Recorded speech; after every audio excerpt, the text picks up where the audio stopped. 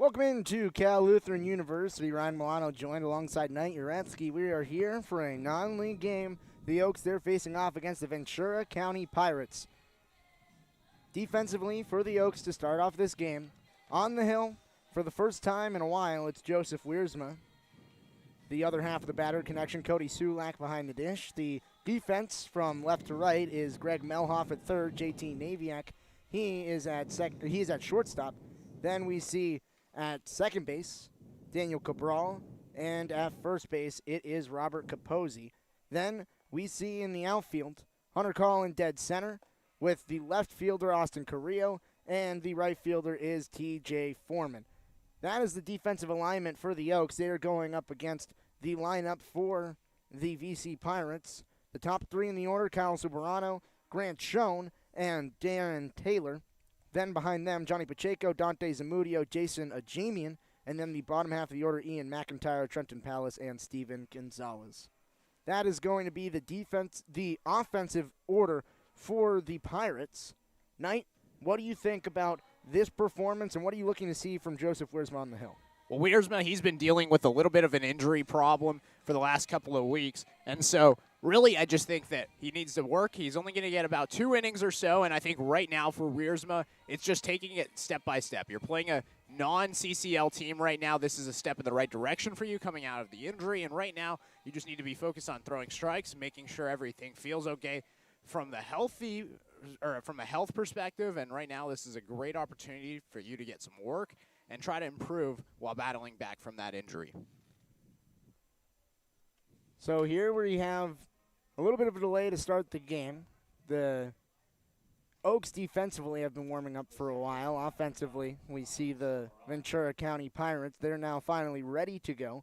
Kyle Soberano, he's the second baseman. He is leading off to hit from the left-handed batter's box, facing off against Joseph Wiersma. We mentioned that Wiersma hasn't pitched in a while. It's been since June 29th. That was a start against the Arroyo Seco Saints. He pitched 4 innings, gave up 5 earned runs that he was credited with the loss. First pitch, Soberano squares the bunt, pulls it back. It's too far elevated. It's a ball, and this game starts off with a 1-0 count. Wiersma, he's had 2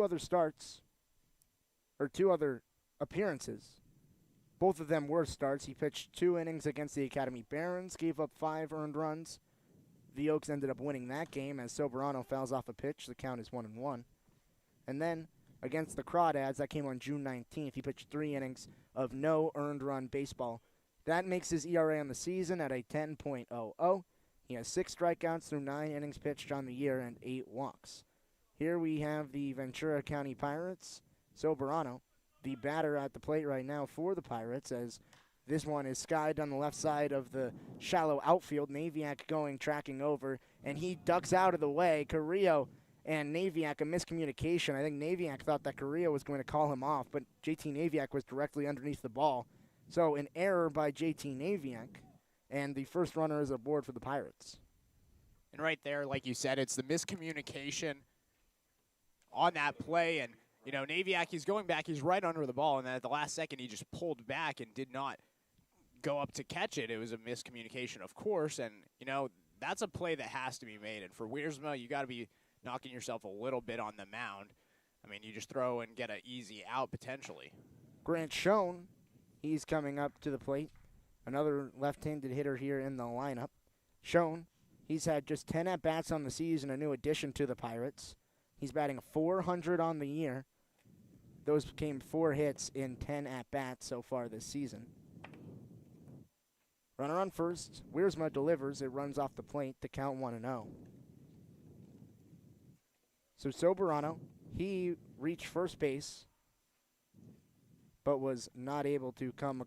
He reached first base on the air, and now Grant Schoen, he comes to the plate.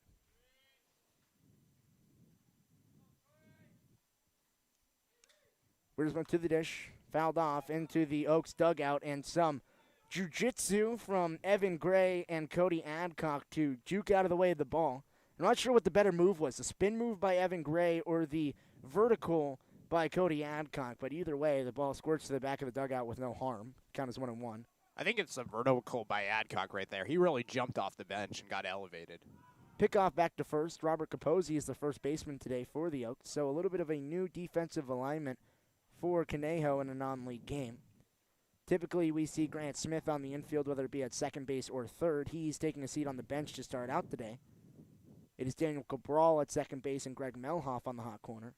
Brendan Bobo, he's designated hitting today. This pitch grounded up the middle. Naviak makes the stab at shortstop, steps on the base at second, throws to first. The relay not in time, but the fielder's choice gets the lead runner. And if Naviak right there fields the ball correctly on the first pick, then he's able to touch second and throw to first and get the double play. Right there, he bobbled it a little bit, came out of his glove momentarily, still picked it up, got the play at second, but just a little bit too slow to get shown at first. Yeah, I don't think he had a double play opportunity there. No, I think if he fields it correctly, he does. I mean, the ball squirted out of his glove, but he picked it up very quickly after it was in one motion, and the runner beat him at first base by at least a step. That's going to bring up Darren Taylor. Taylor, one of the better hitters on the team for the Ventura County Pirates. He's batting .418 on the season. First pitch to him, a breaking ball, misses up and in. The count 1-0 to Taylor from Wiersma. The last time these two teams faced off, the Oaks, they won 5-3 in a performance that Conejo got the win, but probably was looking for a little bit of a better outing as the 1-0 misses outside. Sulak, the back pick, not in time. Capozzi at first base goes down to block the ball. The Pirates, they've played 8 CCL games this season, or 8 games against CCL opponents. They've lost all 8 of them. Darren Taylor in that last game, he had 2 hits on 4 at-bats. He also went down with a strikeout. Taylor has been phenomenal against the CCL opponents. He's batting .526 against the CCL teams in the 8 games that the Pirates have played. Pickoff over to first base back in safely is Schoen. We've seen a lot of attention being paid to both Schoen and Soberano when they've been on first base, but nothing to show for it yet.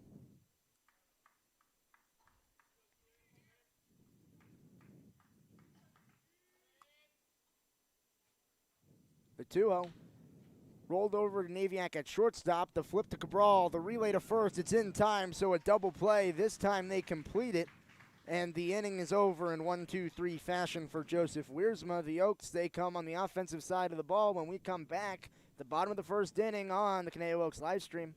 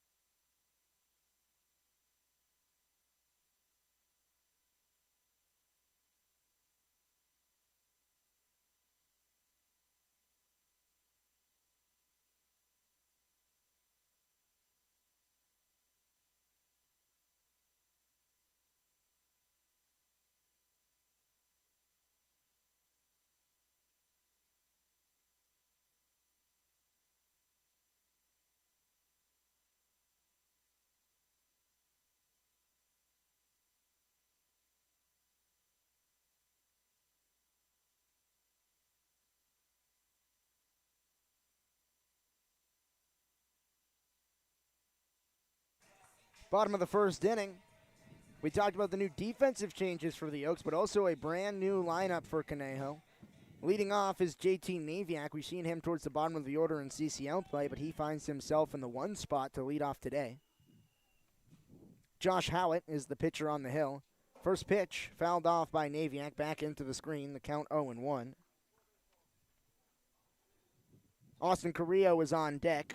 He is the left fielder today. Brendan Bobo in the hole. So Bobo, he still sees himself towards the top of the order. Howitt, set on the hill, looks in, gets his sign. The 0-1, cut on and missed. The count is 0-2. DJ Foreman in the 4 spot, Robert Capozzi in the 5, Daniel Cabral in the 6 spot of the order. Then Greg Melhoff, Cody Sulak, and Hunter Call round out the starting 9 for the Oaks. 0-2. Naviak swings and misses on an elevated fastball. 3 quick pitches, 3 straight strikes, and Naviak goes down with a half swing that went around and 1 out quickly for the Pirates. And that was a great first at bat for Howitt right there. I mean, he just attacked the zone, got Naviak to chase on a fastball that was high and up and in the zone. And man, what a great start. 3 straight strikes, and you can't just have a better start to a game against a good quality team in the Conejo Oaks. That is Naviak's 11th strikeout of the season, and it's going to bring up Austin Carrillo. Carrillo batting for the first time today, but on the season, he has been very good at the plate. He is batting .283 among all games in a non-conference play. That average improves a little bit more, batting .385 in the non-con. First pitch to him, squares to bunt, breaking ball, misses the plate. The count 1-0, the first ball that we've seen from Josh Howitt.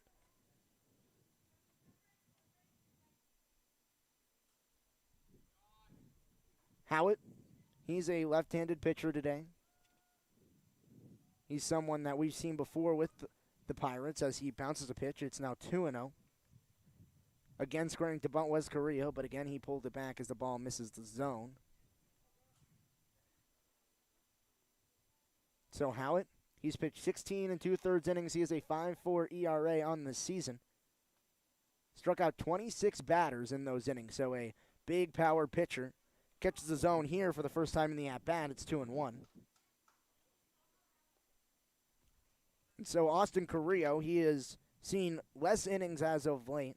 Zach Gregory has moved to predominantly the outfield, and it's taken a few innings away from Carrillo. But Austin here at the 2 spot in the order.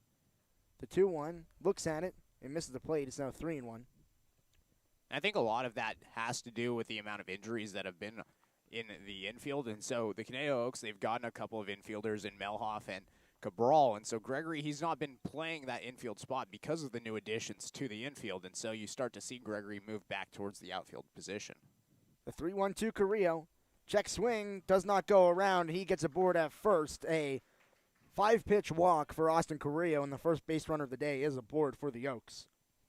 Carrillo, despite not playing in the field as often, did get the start yesterday at the designated hitter. He had a 1-for-4 day.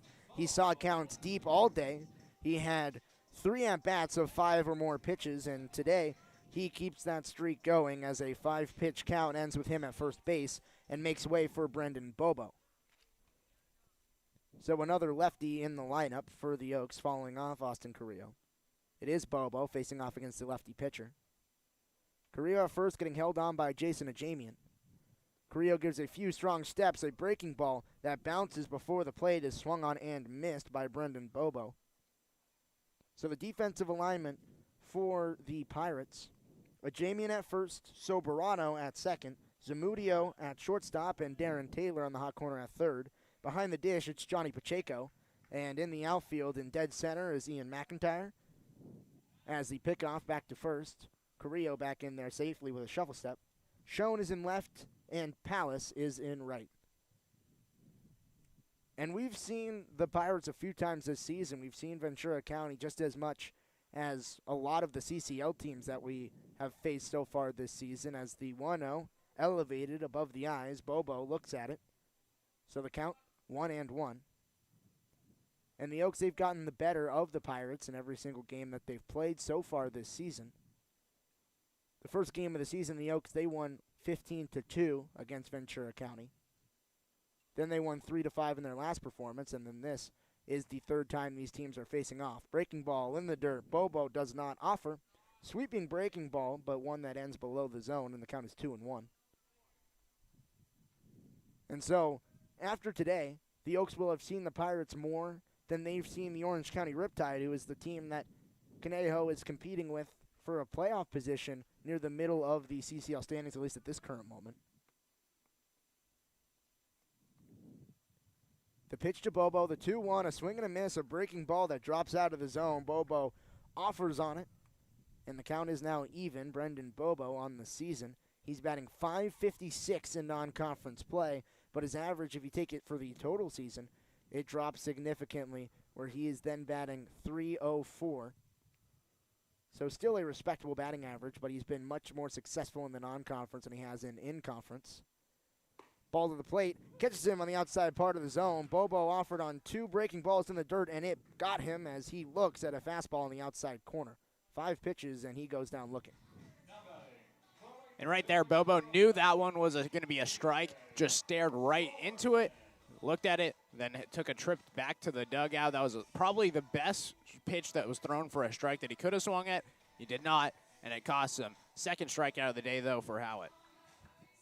That's going to bring up TJ Foreman. He's batting .278 on the season. Foreman, in non-conference play, batting .316. He has 6 hits in 19 non-conference at-bats. Another right-hander faced off against Howitt. Carrillo's running. The throw down is not going to come as Pacheco fakes the throw. His helmet came off of his head, and I think that's the reason. When we see Pacheco, he has long flowing hair behind the dish. He also has a mask and a helmet, so a lot of things that can obstruct the vision, and right there, the throw down does not come, and Foreman is now down in the count 0-1, but with a runner in scoring position. And we've seen Carrillo do this before, where he's been able to steal a base, and then it puts a runner in scoring position with 2 outs, and then a hitter like TJ Foreman can single him in and put the Oaks on top. Howitt gives a look to the runner. Carrillo takes another bigger lead, dancing at second base, and watches the pitch miss low for a ball. The count is 1-1. And so, if you watch Austin Carrillo here, he has a primary lead when Howitt checks him, and then when Howitt looks to the dish, he takes a larger lead on his primary. Howitt checked twice then, so it was Carrillo dancing back and forth and then taking a big secondary lead when Josh Howitt went to the plate. Howitt now turns around paying attention to Carrillo. No throw came of it. Soberano, the second baseman, was diving to the plate in order to get the throw that never came. Big gap in between Soberano at second and the first baseman and Jason Ajamian. The 1-1 skied high in the shallow outfield. Center fielder and right fielder Pallas coming in. He makes the play, makes the out, and the inning is over. So the Oaks strand 1 off no hits, no errors, and no runs came around to score. We head to the top of the second inning where Joseph Wiersma is going to face off against the middle of the Pirates order when we come back on the Conejo Oaks live stream.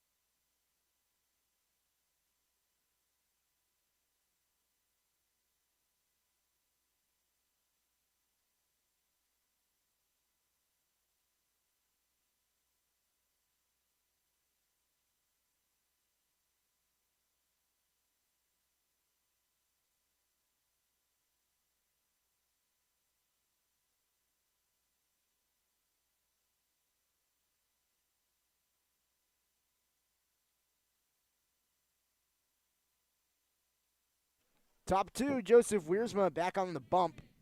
Here we see the middle of the order for the Pirates coming up to face him. Johnny Pacheco, the catcher, to lead it off. The right-handed hitter skies one foul to lead off his at-bat. The count is 0-1. Pacheco, a right-handed hitter. So, as we've seen for the Oaks, a mix between right and left-handed bats. We see the same thing here for the Ventura County Pirates. The 0-1 brushes back Pacheco. He does not move out of the way of the pitch. It was close to him, does not catch him. The count is 1-1. Johnny Pacheco, he's someone that on the season is batting .275. Swings at a pitch, he now goes down 1-2, and Pacheco is a little bit susceptible to the strikeout. He has double-digit strikeouts on the season. He's not at the top of the team standings, but he is somewhere around the middle, especially for the players that play every day. The 1-2, Pacheco fouls it off, out of play, stays alive in the count. So the longest at-bat of the day is now belonging to Johnny Pacheco, and it's just 4 pitches.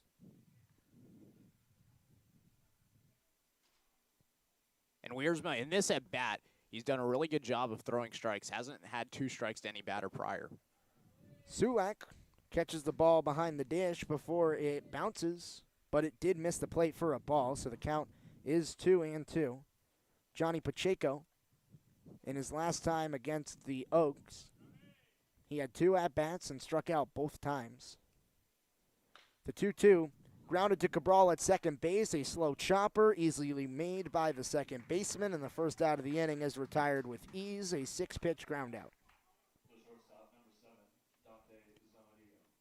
And Wiersma right now, he's doing a really good job getting weak contact. He's had 3 ground balls that he's forced, 3 in a row. And the first pitch, or the first batter that he faced, there was an error on the play. It was an easy pop-up. And so for Wiersma, you know, it's been a great start for him coming back from that injury. I think it's been impressive so far through the first 4 batters.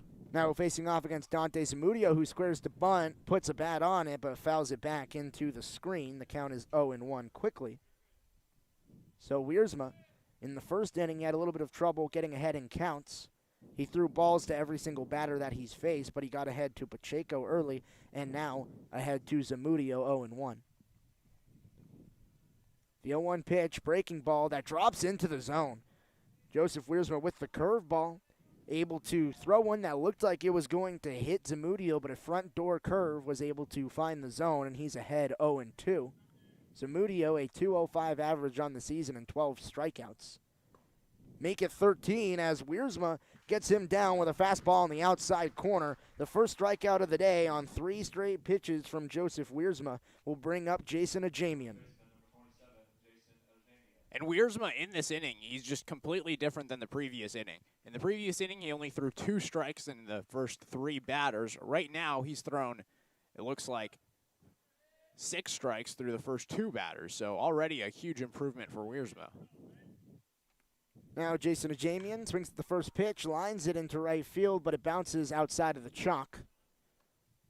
A liner down the line, but a few feet outside of the line, so the count is 0-1 to Jason Ajamian, who is someone that is batting solid so far this season for the Pirates. He has a .262 average. He also has 2 long balls on the season.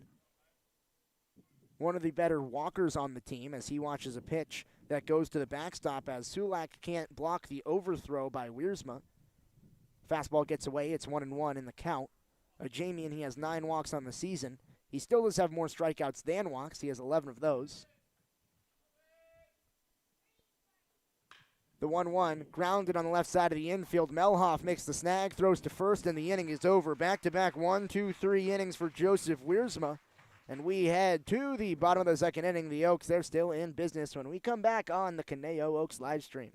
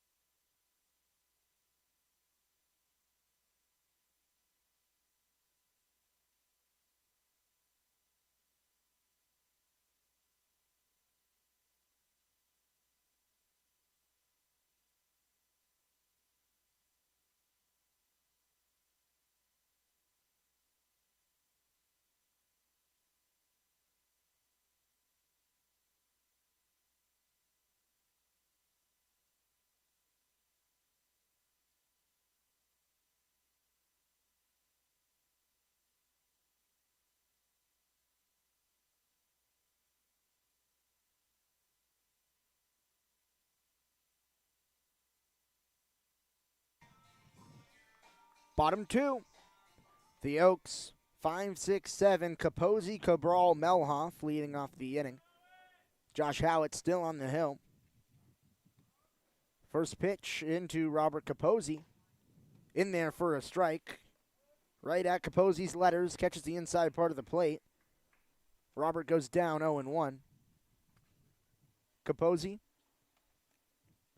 he's someone that is batting .231 in the non-conference play. Watches a pitch that goes above the letters, so the count is even at 1-1. Overall in the season for Robert Capozzi, he's batting .152, so he has been more successful in the non-conference play. He also is a strikeout threat as he waves at a breaking ball that gets past the catcher, so the count is 1-2. We've seen Josh Howett with a big sweeping breaking ball that's been getting some of the more powerful hitters for the Oaks to swing and miss. Brendan Bobo swung at a few breaking balls out of the zone, and now Robert Capozzi goes down in the count after waving at one that would have missed. So the count is 1-2. Capozzi 18 strikeouts on the season and lines one into right center field, but it's not going to get down. In center, McIntyre makes the squeeze, so Capozzi hard contact, but nothing to show for it as he's going to head back to the dugout. And that was a hard-hit ball for Capozzi right there. He barreled it up, but like you said, it just didn't get down. It just stayed on a line to center field, and McIntyre, he didn't have to move much. Just had to move to his left side a little bit, and it's an out from Capozzi. That's going to bring up Daniel Cabral. Cabral is a right-handed hitter and one of the newer additions for the Oaks. He showed up about a week before the end of the first half of the season. He watches a pitch miss elevated, the count 1-0. Cabral on the season, batting .143 overall. He's had just 7 at-bats on the year and 1 hit. He also has 1 RBI and 1 strikeout. Fouls one back above the screen right over our heads, so the count is 1-1.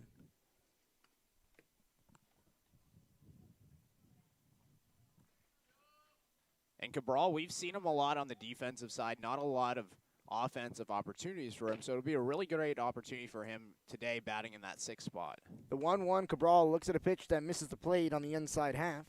So the count 2-1. Cabral turned the shoulder. The umpire has been calling a few inside strikes today, but that one does not get the defensive favorable call. 2-1 the count to Cabral. He looks at another pitch. It gets past the catcher and Pacheco, and he's ahead in the count 3-1. We saw one more 3-1 count so far today. That was Austin Carrillo in the first inning. He walked. And we've seen that a little bit so far today from Howett. He's had a big sweeping breaking ball that's dropped out of the zone and induced a lot of swings and misses. But when the batters stay disciplined, he has not been able to locate it as successfully. The 3-1 fouled off out of play. The count is now run full by Cabral. And so we've seen on the season so far for Josh Howett, he has had 10 earned runs on the season total, 20 hits. He's had 7 walks and 26 strikeouts. So despite the fact that he is a big power arm, he has not given up too many walks. This time the 3-2 bounce foul outside of the bag, and Cabral stays alive. So now a long at-bat for Daniel Cabral as we see Nick Rinkover deliver more balls to the home plate umpire behind the plate. Cabral's fouled off 2 pitches already in this at-bat. The 8th pitch of it incoming. Big hole between shortstop and second base, right back up the middle. Zamudio and Pacheco, Zamudio, as Cabral grounds one to the second baseman and Soberano. Throws on to first. So Soberano was the name I was searching for, not Pacheco. Cabral, a long at-bat, but an out to show for it as well. So 2 successful at-bats, hard contact from Capozzi, and a long battle at the plate by Cabral, but it just results in 2 outs to start the inning. That brings up Greg Melhoff, 7-hole hitter for the Oaks. He's still searching for his first hit of the season. He's been stellar defensively so far for the Oaks this year. But offensively, he's made hard contact. Just hasn't gotten anything to drop. Watches the first pitch, a fastball, in at the knees for a strike. The count 0-1. So Melhoff in 12 at-bats. No hits. 4 strikeouts to go along with it. The 0-1 lined into left field, and now he's on the board with his first hit. Shoots one the opposite way. And he has a 2-out base runner here in the bottom of the second inning for the Oaks to pass the bat to Cody Sulak. And that's got to be a good feeling for Melhoff right there. You could hear the cheers from the dugout for the Oaks, and Melhoff finally gets his first hit. He's had a couple of great defensive plays. He's been a surefire hot corner third baseman, but he hasn't had the success hitting the ball. He's barreled up a couple of balls, but none of them have gone down. Finally does get that first hit, and it's probably a great feeling for him. Cody Sulak batting .250 on the season. First pitch into him, a strike, catches the high and outside corner. Count is 0-1. Sulak, the last time he saw the plate was against the Blues. He had 4 at-bats in that game. Single hit, that was a double, and the biggest hit of the season for the Oaks. It gave them the win. So, no bigger at-bat than the last one for Sulak. Now he's coming back to the plate. He played defensively against Arroyo Seco, but did not see a plate appearance.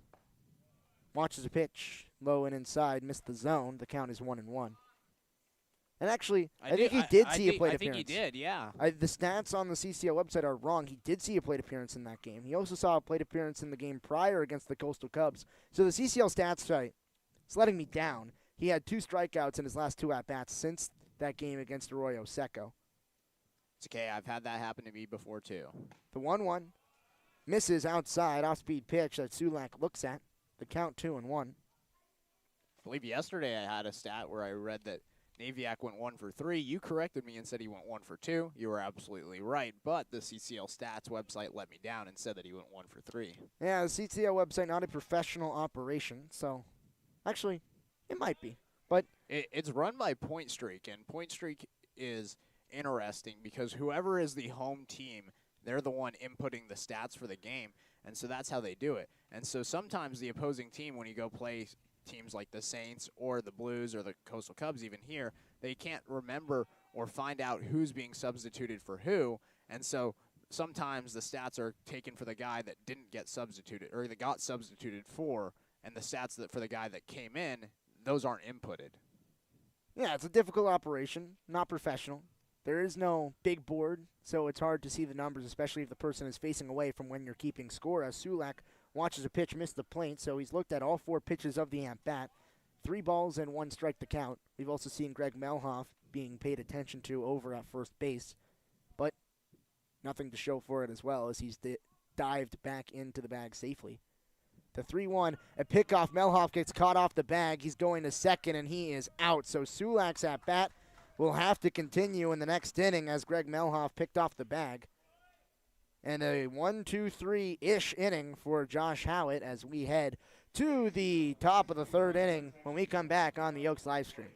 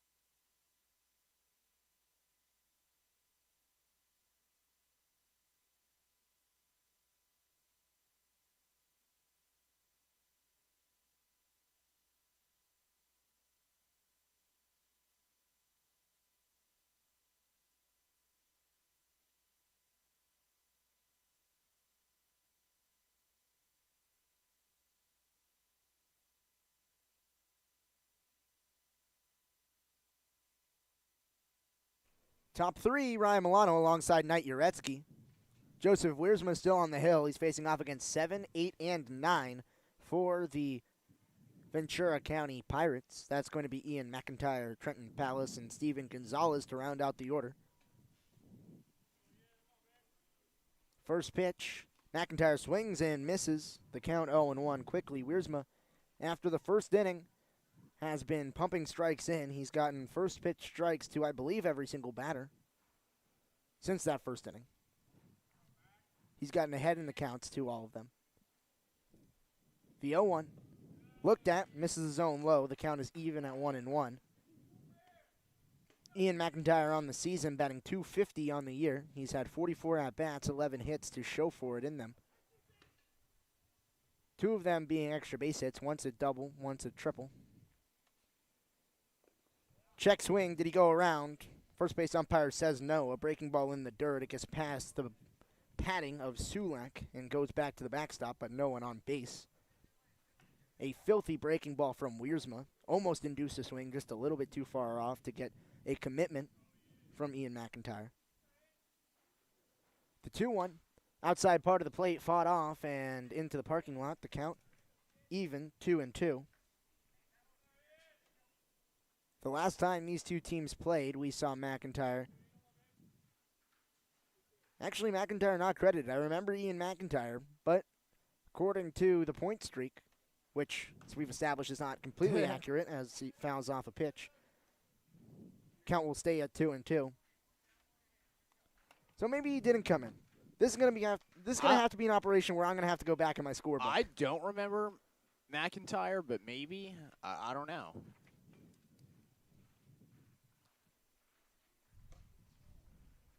The 2-2 misses low. The count has run full to Ian McIntyre. That pitch was actually inside. It's called. It's called a ball. So we have seen Ian McIntyre before, but it was not in the last game. He appeared in the first game. He had one at-bat and flew out. This time he grounds out to Naviak as he throws to first in time. So a long at-bat, the longest of the day for Ventura County. Still results in an out, as McIntyre not fast enough down the line to beat out the throw. That'll bring up the 8-hole hitter. It's Trenton Palace. Wiersma, he's gone through and retired 7 batters today. Palace is playing right field. We have seen him recently. First pitch, check swing. Did he go around? Yes, he did, says the home plate umpire. No need to appeal to the man at first base. So the count quickly 0-1. Palace, the last time these teams played, he went 0 for 4, but scored a run. He had 5 total plate appearances. He also had a strikeout. He's batting .118 against the CCL this season. He now evens up the count at 1-1 as the off-speed pitch that dropped out of the zone was not offered upon by Wiersma. JT Naviak, the shortstop, he's shaded on the outfield grass, a big hole between the second baseman and Cabral and Naviak. The 1-1 fought off, foul back into the screen, the count 1-2. Wiersma has been living ahead in the count so far today. He's just been pumping strikes. And what have you seen from Joseph Wiersma? Because I think that he has just been effective, at least through the first 2 1/3. Yeah, no, Wiersma has been really great. After that first inning, he threw half of his pitchers were balls. This one fouled off outside of the bag at third base, so 1-2 will be done one more time.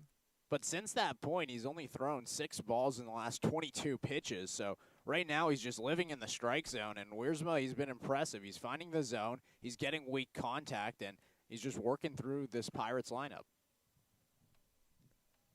Ventura County Pirates, also known as the Ventura County Buccaneers or the Bucks. They have many names, so they will be nomered by much so far throughout the day today. The 1-2 fought off the hands, grounded to Naviak at shortstop. Going to be a close play at first, but the arm by Naviak across the diamond leads to the second consecutive ground out to him, and Palace is retired to leave way to the 9-hole hitter, Steven Gonzalez. And Naviak's had a lot of action to him. He's had the error that he had in the first inning. That was a ball hit to him. He had the fielder's choice. That was also in the first inning. And then he had a 6-4-3 double play that he turned. That was also in the first inning. And then today, in this inning, the first two batters have hit balls to him. So a lot of action at that shortstop spot. First pitch, swing and a miss to Steven Gonzalez. And we met with JT Naviak's father for the first time today. Naviak's dad made the trip all the way out from Hawaii. He's going to be here all week long. And we were talking with him about JT and his success this season and his time at Cal State Fullerton as a swing and a miss from Steven Gonzalez makes it 0-2. We were talking about his time as a pitcher as well because Naviak, he's played on both sides of the defensive side of the ball where he's been on the hill and at shortstop. He throws 94 on the mound, but across the diamond, his dad said he ramped it all the way up to 96 miles per hour. A check swing and an appeal. He did not go around, says the first base umpire, and Steven Gonzalez will live to see one more pitch. The count is 1-2. He might see more. You never know.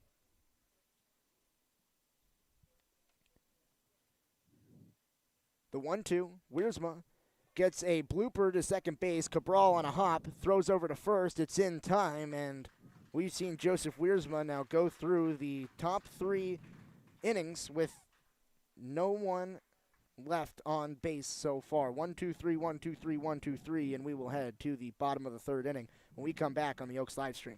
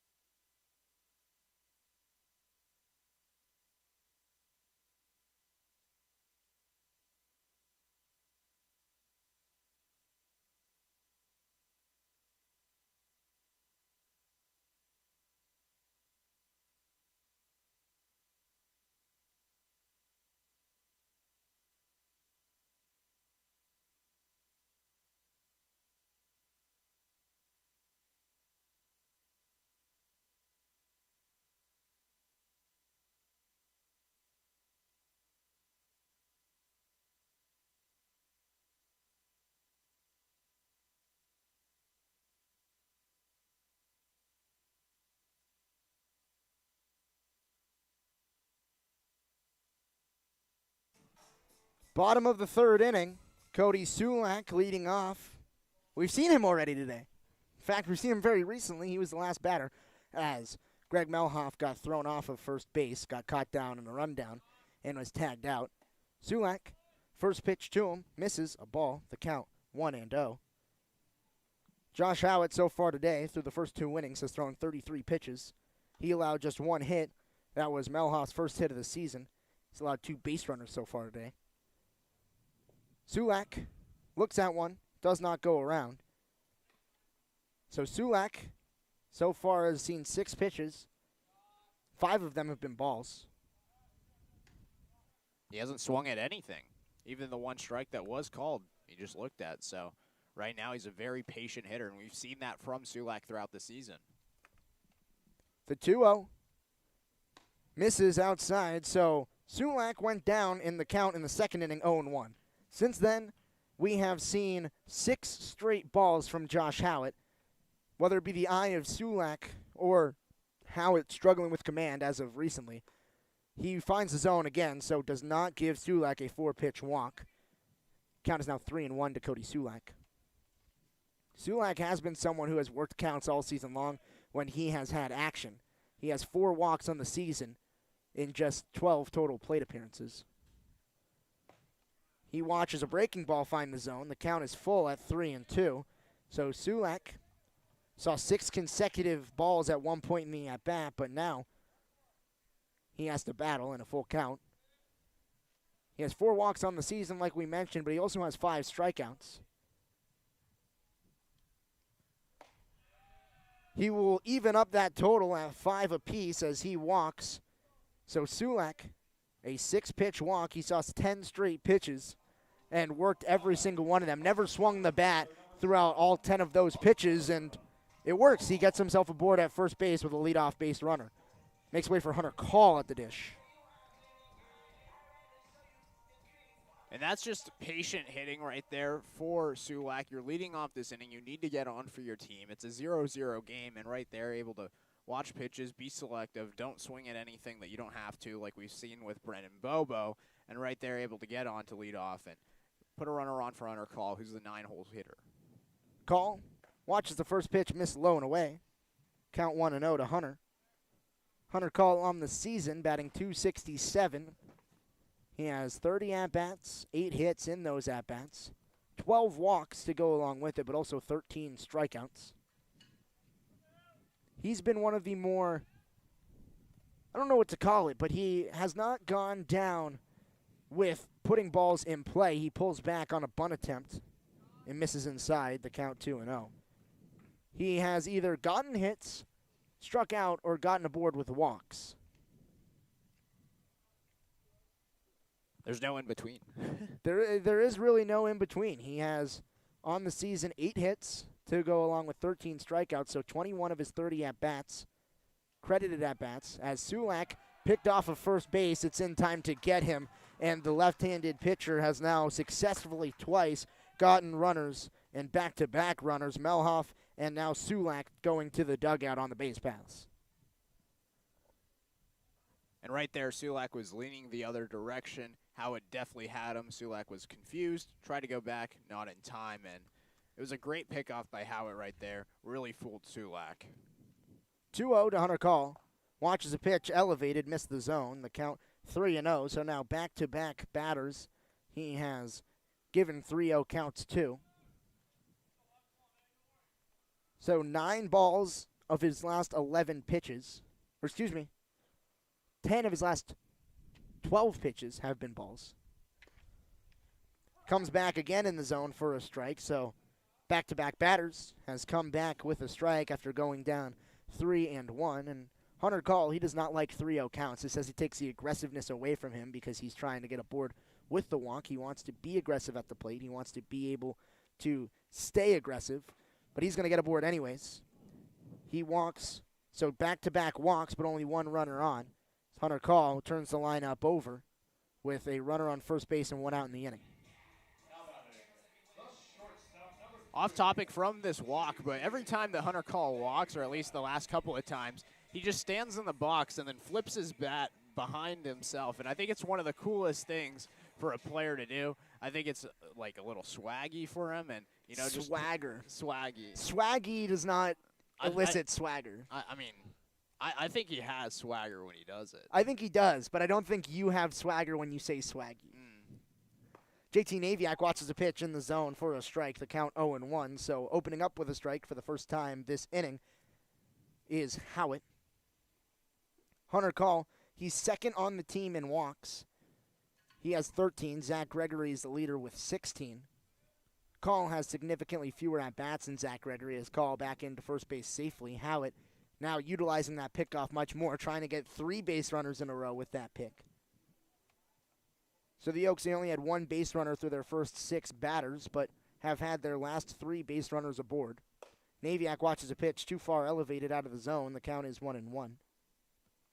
And Howard right now, it looks like when he's missing, it's right now being elevated a little bit too high. We just saw that with Naviak throughout Sulak's at bat. You saw him elevating pitches. In fact, the ball that Sulak walked on was a pitch that was high. So right now, Howard, he's missing high. Call dives back into first base safely. Another pickoff attempt from Howitt. Naviak sitting at 1-1 in the count.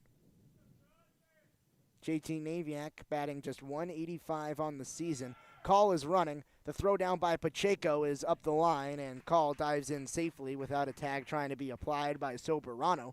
But the pitch in was a strike, so the count is 1-2 with a runner in scoring position. And right there, you just knew that Hunter Call was going to go steal. It looked like he was leaning towards his right, which is towards that second base side. And the minute that Howitt lifted his leg and headed towards the plate, Call took off. And with his speed, it's going to be hard to get him for any catcher. And Pacheco, his arm strength, couldn't catch up. JT Naviak. He's had a little trouble this season getting aboard with hits, but in 3 of his last 5 games, he has gotten aboard with base knocks. Watches a 1-2 pitch, missed the zone. Could have gone either way, but Naviak gets the favorable call, so the count is 2-2. Call being held on at second base by Sobrano. And Sobrano, he just tapped on that right shoulder, was very discreet, so I would not be surprised if there would be a pickoff back here by Howitt, or even a back pick by Pacheco. We know Call wants to be aggressive on the base paths. Sobrano gives a jab step back to second base, still creeping at the bag. To the plate goes Howitt. It's 3-2, so maybe an outlier on the shoulder tap or a delayed call as the pitch missed outside. The count is run full. So 3 balls to every batter in the inning, 4 consecutive batters that have seen 3-ball counts. And Daniel Cabral, 2 batters prior to the end of the inning, also saw a 3-ball count in the second. So Howitt, he's struggling to locate the strike zone here. The 3-2, Naviak swings and misses a breaking ball that ended up in the dirt, fooled Naviak, and he goes down swinging for the second time today. And Naviak right there got a little bit ahead, like you said, the breaking ball, and just got him on the front foot a little bit too far, was leaning in front, and right there swinging for the second time. The first time he chased on a pitch that was elevated, that time he chased on a pitch that was low. That's going to bring up Austin Carrillo. He walked in his first at-bat, 5 pitches. So really we have seen Howitt struggle to find the zone. A walk to Carrillo. He had a 2-ball count to Brendan Bobo, who gave a few strikes to Howitt with swinging at balls that were out of the zone. Then we saw Cabral get ahead in the full count. Sulak, his first time up in the second inning, he had 3 balls to him. And then in the third inning led off, he walked. Hunter Call walked, and Naviak saw 3 balls to him. So right now for the Oaks, you have a pitcher who is struggling to find the strike zone. A runner in scoring position now for Austin Carrillo. First pitch fouled off out of play. That pitch was in the zone. Carrillo makes sure to put wood on it, but it doesn't go into the playing field. The count is 0-1. Austin Carrillo, he's someone that has been successful on the season, getting aboard any way possible, especially via the walk. Carrillo, he has 8 walks on the season, so not quite the number of Hunter Call or Zach Gregory, but is among the leaders of the Oaks. Actually, 9 walks with his walk today. That ties him for third. But he goes behind in this count 0-2, so a different change of tune for Josh Howitt as he now gets ahead in the count 0-2. He has 3 strikeouts so far today. He's searching for his 4th. That would be on tune for his season as Howitt has been a strikeout pitcher. We mentioned the 26 that he's had on the year. That's second most on the Pirates. He actually took over for first throughout today's game. He has 29 total. That jumps Trevor Garcia, who did have the lead. And he's done it in significantly less innings. He has over 10 fewer innings than Garcia, and now more strikeouts. Carrillo watches a pitch, a breaking ball that hung above the zone. Count 1-2. And that just speaks a little bit to the success that Josh Howitt has had, and particularly the success with his off-speed pitches and his breaking balls, which have induced a lot of swings and misses today for a team in Conejo that is generally very disciplined, and even today I think for most batters have been very disciplined. Yeah, they have been definitely a little bit more disciplined in the Oaks. They don't strike out a lot, and already 3 strikeouts in this one, and they've been getting behind a lot in the counts. Howitt turns, does not throw. Zamudio now takes over the duties of holding on Hunter Call. Naviak was a right-handed hitter. Now Carrillo, the left-handed hitter, changes the defensive assignments. The 1-2, Carrillo swings and misses. He goes down. The second consecutive strikeout, the 4th of the day for Josh Howitt, ends the 3rd inning. We head to the top of the 4th. Joseph Wiersma Joseph Wiersma's not going to pitch. We'll bring you the pitching change when we come back on the Conejo Oaks live stream.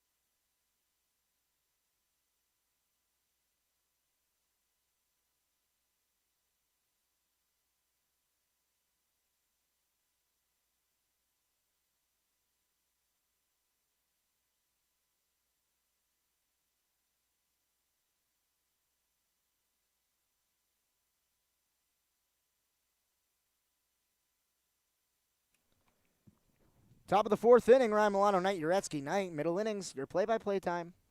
Thank you, Ryan. So, new pitcher on the mound for the Conejo Oaks. That's Aiden Garza, the left-hander. He's set to face off against Kyle Soberano, Grant Schoen, and Darren Taylor. The top of the order for the Pirates is the first pitch to Soberano's lifted to left field. Going over is Carrillo. He makes the play as he's running towards his right, and one pitch from Garza results in one out. It was an excellent play right there by Carrillo, running to his right on the run and able to make the play with his right hand as he's a lefty, squeezing his mitt, making the play, and one pitch for Garza and one out. Another lefty-on-lefty matchup as Grant Schoen comes up to the plate to face off against Garza. The first pitch misses low, 1-0 the count. Aiden Garza, he's appearing for the 7th time this season. He's 2-0 with a 3.55 ERA. He's pitched 12 2/3 innings pitched as the 1-0 pitch from Garza, that one misses away. The count now 2-0 to Schoen. Garza, his last time he pitched 1 inning, gave 1 run on 2 hits and 5 batters he faced, did strike out 1. Picked up the win on Sunday against the Coastal Cubs as the 2-0 misses. It's 3-0. And Garza, he's trying to pick up right where Joseph Wiersma let off. Through 3 innings, 1, 2, 3 innings in the first, second, and third for Wiersma. So Garza trying to continue that success. The 3-0 pitch from Garza. That one misses, so a 4-pitch walk to Grant Schoen, and now a runner on for the Pirates. So after Garza found the zone on the first pitch and forced a fly out in weak contact, he goes right back in. 4 consecutive balls allows for a base runner, and right now the Oaks, they're trying to continue that streak, or at least I want them to continue that streak of 1, 2, 3 innings. So a double play for Darren Taylor would be exactly what the doctor ordered. Well, Grant Schoen, he reached on a fielder's choice in the first inning, and then Darren Taylor did hit into a double play. So let's see what happens here as Taylor sends one to right field. Coming in is Foreman. He makes the play, and he's not going to throw to first. Back in safely is Schoen, so 1 pitch, 1 out again from Garza. No double play, though. The 1, 2, 3 inning streak is for naught. And I thought that Foreman had a chance right there if he wanted to throw it down the line at first.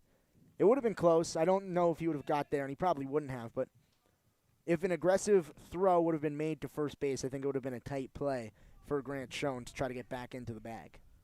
So now Johnny Pacheco, the cleanup hitter, steps up to the plate. The catcher today as the runner goes. First pitch, Sulak catches it low. No throw to second as Schoen steals second safely. And now runner in scoring position for the Pirates. And right there, a ball that was low in the zone. Sulak on the inside part of the plate to a right-handed batter, tried to pick it up and attempt to throw down, but got a lot of dirt in there, and that's a pitch that is hard as a catcher to try to relay. The 1-0, that one misses low again. So Pacheco, he gets ahead 2-0 against Garza. Garza has yet to throw a pitch that has been called for a strike or swung on for a strike. And that's going to prompt Sulak to go and talk to Garza, because when Aiden Garza has gotten deep into counts, at least through the limited action and the small sample size today, he has not thrown strikes. But when they have been first pitch hunting, he has been generating soft contact. So for Sulak, I think the message is just put the ball in the zone. Pacheco, he had weak contact on a slow chopper over to second base his first time up. So force him to hit, force him to do something with his bat, now with a runner in scoring position. The 2-0. Swing and a miss from Pacheco. And now Garza gets his first strike of the game on his 9th pitch he's thrown. And now a 2-1 count with 2 outs and a runner in scoring position. 0-0 the score here at George Sparky Anderson Field.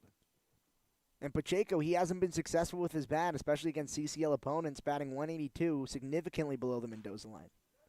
Fouled off by Pacheco, and the count's even 2-2. So after the meeting from Sulak, Garza answers back with back-to-back strikes, and it's a 2-2 count. And he's also been susceptible to striking out. Pacheco, he struck out twice in the last game that we saw him. So 2-2 the count. Garza's set. And Garza looks back towards second. In there safely is shown. Garza now back on the mound, and we'll do the 2-2 again. Pacheco waiting the pitch. Wind as normal, blowing out towards right field here at Sparky Anderson. Lefty on righty matchup. The 2-2. Pacheco grounds it to the left side. Naviak fields it. Back-footed throw. Stretched by Capozzi and not in time. No, his foot was off the bag. His foot was off the bag. Capozzi's back foot, he stretched, it beat the runner, and that is an error by Robert Capozzi on the stretch. The throw was in time, and Capozzi just not there with his foot on the bag. It allows runners to reach the corners. So right now we've seen 2 base runners get on so far today for the Pirates via the error, 1 in the first inning, 1 in the 4th inning. And then we had a walk to get shown, who is now on 3rd base aboard. Those have been the only 3 base runners of the day. So an error, runners on the corners. Dante Zamudio, the shortstop at the plate. The first pitch from Garza to him. That one misses low in the dirt. 1-0 the count to Zamudio. Zamudio, his first time up, he saw 3 pitches, all of them strikes as he struck out swinging. Was the first strikeout of the day for Wiersma, the only batter sent down on strikes for the Pirates all day. The 1-0 pitch, that one misses inside and in the dirt. 2-0 the count now to Zamudio. So far in this inning, Garza, he's thrown 2 pitches that have been hit in play. 3 pitches that have been hit in play. He's thrown 2 strikes, and other than that, every other pitch has been a ball, as he's thrown now 7 balls in this inning. The 2-0, this one's grounded foul by Zamudio, and it's 2-1. Aiden Garza, before his last appearance against the Coastal Cubs on Sunday on July 7th, was probably his best performance all season. Pitched 3 2/3 innings in relief against the Orange County Riptide. Saw 13 batters and struck out 6 of them. Only allowed 2 hits and didn't give up any runs. So Garza looking to get back to where he was against the Riptide as Zamudio grounds one. Diving play by Melhoff. He gets up, throws across the diamond. The play is made. What a play by Melhoff. And he has been fantastic defensively all year, ending the 4th inning with another snag and a web gem. So 2 runners left stranded after an error and a walk. We head to the bottom of the 5th inning, bottom of the 4th inning. We're still tied, 0-0. You're listening on the Conejo Oaks live stream.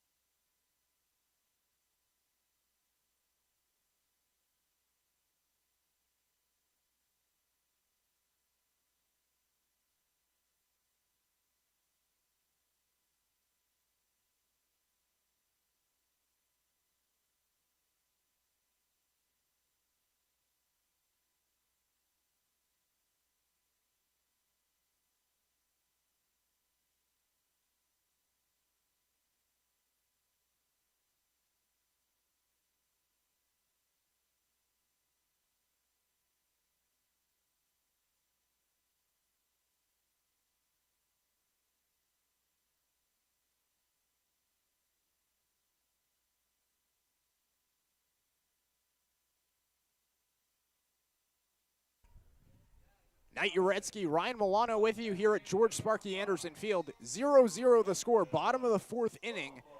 Brendan Bobo, TJ Foreman, and Robert Capozzi due up for the Oaks. Josh Howlett, the left-hander, still on the mound for the Pirates in this 0-0 pitcher's duel.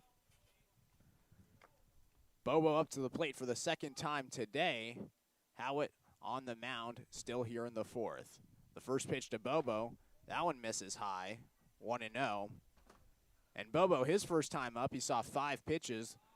Unfortunately, the fifth pitch to him, it was called for a strike. He was sent down looking. That was the second K of the day for Howitt.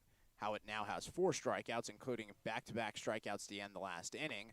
Swing and a miss from Bobo, and the count's even 1-1 to Brendan Bobo. Yeah, and the problem for Brendan Bobo so far today is he's now given 3 of the 4 strikes called against him away to Howitt. The one that rung him up was a looking strike, but the 2 strikes on him were swings and misses on balls that missed the zone low and away. That one was another one. The 1-1, Bobo sends it into the left center field gap. That's going to get down. Coming over now is shown. He fields it. Rounding first is Bobo. And now, in the past 2 days, Brendan Bobo has had 4 singles.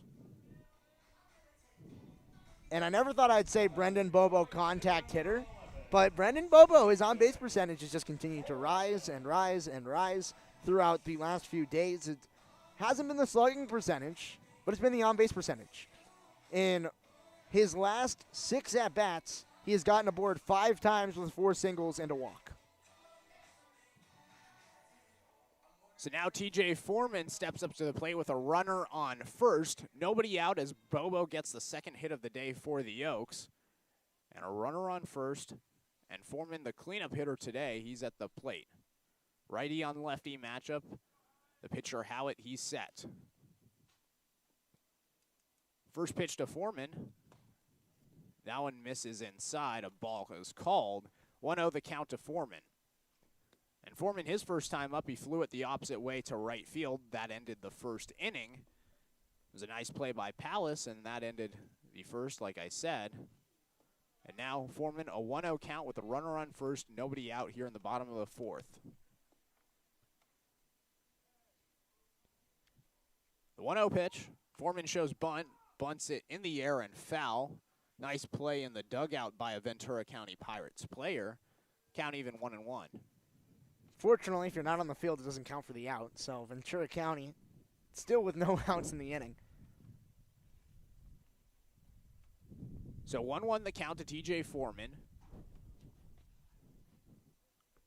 Foreman batting .278 on the year. Has 2 doubles and 2 triples on the year. Still looking for a home run. Though he's not a power hitter, he is batting in the 4 spot today. More known for his speed. The 1-1 pitch. That one hits Foreman. Catches him on the thigh, and now 2 runners are on for the Oaks. Yeah, and Howitt, he's had a better performance today than the first time that we saw him play against the Oaks.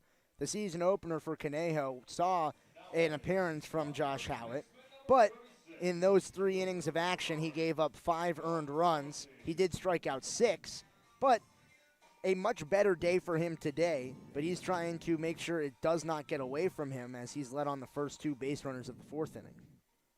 Howitt led on the first 2 base runners in the 3rd inning, then got Cody Sulak out on a pickoff. Hunter Call reached on a walk. He stole second base, and then back-to-back strikeouts from Naviak and Carrillo ended the 3rd. Now here, nobody out, 2 runners on after Bobo and Foreman reach. Capozzi shows bunt, bunts it foul.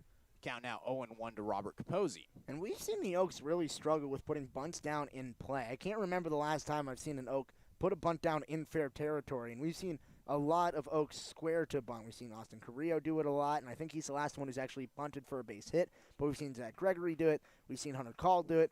We've seen a lot of people square to bunt, but not a lot of bunts getting put in play for Conejo.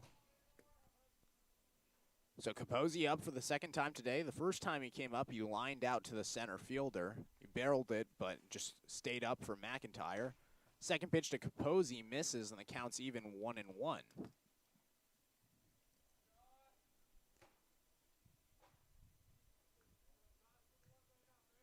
And we mentioned before, Capozzi has been struggling hitting the ball this season. He's hitting .152 on the year and has 18 strikeouts. That's up for the lead with Brendan Bobo on the year. As the 1-1 pitch, that one misses away. 2-1 the count to Capozzi. But despite the strikeouts, Capozzi, he's 6'8", does tend to walk often. Mentioned 9 walks, as now it looks like a meeting is going to happen at the mound.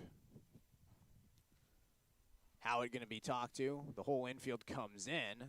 And there is no action going on, and there hasn't been throughout the entire game in the Pirates bullpen. So I don't presume it's going to be a pitching change. It would be incredibly shocking to me if that happened. I think that because the two runners got on to lead off the inning and then the two consecutive balls to Capozzi, I think it allows for the Pirates a little bit of concern to prevent Capozzi from getting on, prevent Capozzi from getting aboard, especially with the walk where Howitt, we've mentioned it, he struggled a little bit with throwing strikes, especially as of the last few innings. The second inning, he had 3 balls counts to Daniel Cabral and Cody Sulak. In the third inning, he walked Sulak, walked Hunter Call, had a 3-ball count to JT Naviak, and now here again, he's thrown 2 consecutive balls. His location has been better in this inning, except for the hit by pitch to TJ Foreman. But and actually, I take that statement back. His location has not been better because he gave a strike. Brendan Bobo gave a strike to him by swinging at a ball that missed the zone.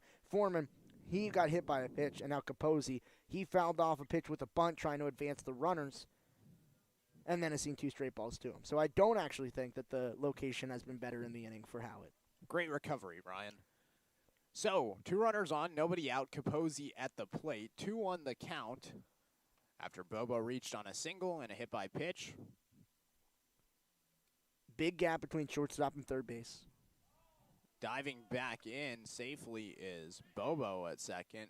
Bobo gets the dirty jersey, or the jersey dirty, and the dugout, they're laughing it up with Bobo sliding back into second.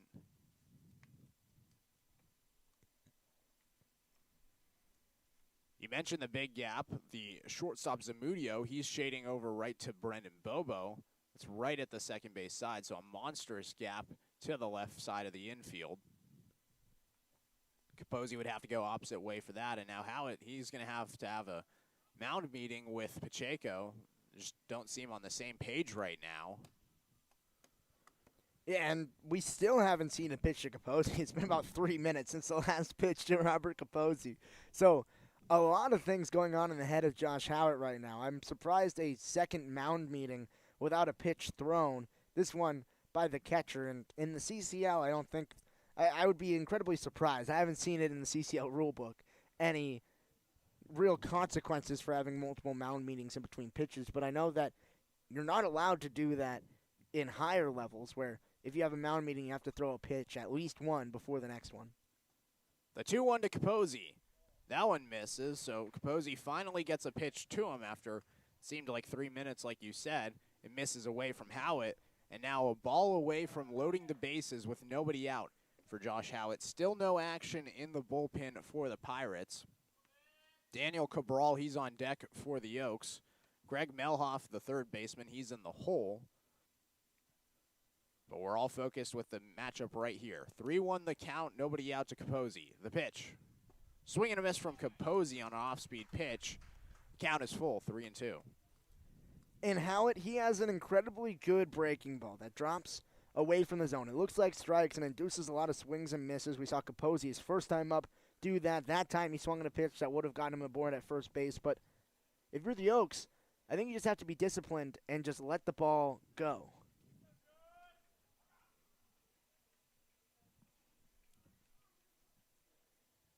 The Oaks, they're having a little bit of a rally cap motion in the dugout, and now a bunch of huge cheers as Capozzi walks. They were doing something in the dugout. Yeah, I don't know what that was. They all had their hats. They were upside down. They were waving them, and then they put them all back on once Capozzi walked. It's the first time I've seen that all season. Yeah, no, that was exciting. And now look, it looks like Zach Gregory's running down the line and high-fiving everybody. All smiles and cheers from the Oaks dugout. But now we have the bases loaded, nobody out. Daniel Cabral at the plate. Brendan Bobo, he's over to third. TJ Foreman, he's at second. And Robert Capozzi, he's at first. I'm so confused what was happening in the dugout. We're going to need to ask for an explanation. Maybe a new tradition for the Oaks? I doubt it. I heavily doubt it. No? Okay. First pitch to Cabral misses 1-0. Cabral, his first time up, he had a 7-pitch at bat, fouled off a couple of pitches, but it ended in a ground out to the second baseman, Soberano, has a 1-0 count here. If I'm the Oaks, I'm not swinging the bat until I get to 2 strikes. All of the strikes in this inning have been given to Howitt. where we saw swings and misses on balls that would have missed the zone from both Bobo and Capozzi, and then another strike to Capozzi was on a bunt that was fouled back. Cabral lifts one high and deep to left field. Going back is shown at the track. He makes the play, tagging as Bobo and Foreman. Foreman to third. He slides in safely. Capozzi stays at first. A run comes in, and the Oaks, they take the lead. It's 1-0. And an effective at-bat for Cabral. I'm not sure if he would have been able to watch a few more pitches, but that one, off-speed pitch, looked like a changeup in the zone that Cabral was just able to barrel up, pull it deep into the outfield, and now advance runners to the corners and give the Oaks their first run and their first lead of the day. So now runners at the corners with one out after the sac fly by Daniel Cabral. Greg Malhoff at the plate as he stands in for the second time today. Capozzi on first, Foreman at third. The first pitch to Malhoff. He ropes one down the right field line. That's going to get down in fair territory. Having around to score is Foreman. Tapping on third and being sent is Capozzi. Malhoff to second on a double. Capozzi scores, and the Oaks, they extend the lead. It's 3-0. And Greg Malhoff is having a day at the plate. He hadn't had a hit coming into the day. He jumps on the first pitch to him in this inning and pulls it right down the line. And Robert Capozzi, he comes all the way from first to home. And we see a new third base coach in Dave Solis, head coach playing third base. And the energy that he's bringing at the third base coach side, it's a new energy. And the Oaks, in this inning, they've already scored 3, and they still have another runner in scoring position. Still no action in the Pirates' pen. Still no action in the pen, like you mentioned. Howitt now, he's given up 3 runs in this inning. He's given up 2 hits, a single, and a double now. And up to the plate, Cody Sulak with the runner on second and Greg Malhoff. The first pitch to Sulak. That one's called for a strike. 0-1 the count to Sulak. Sulak up to the plate for the third time today, although he only has 1 credited at bat. Came up in the second inning, saw 4 pitches before Malhoff was picked off.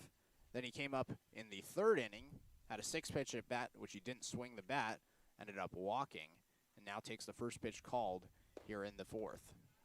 Second pitch to Sulak misses. The count even 1-1 to Cody Sulak. And has Sulak swung the bat today? He hasn't. He hasn't, no. He's seen 12 pitches so far today and has not lifted the bat off his shoulder. And I think that's the smartest approach of any Oak so far today, because Josh Howitt has had an incredibly difficult time of locating strikes consistently. Unless you're down 2 strikes, I don't think you swing the bat if you're any Oak. Pitch is in there for a strike to Sulak. Still no swings from Sulak, but he gets behind 1 and 2. And now I think that Sulak might have to take the wood off his shoulder. Still has to be wary at the plate. Still has to use his eye, his batting eye, but cannot just go down looking, especially on 4 pitches.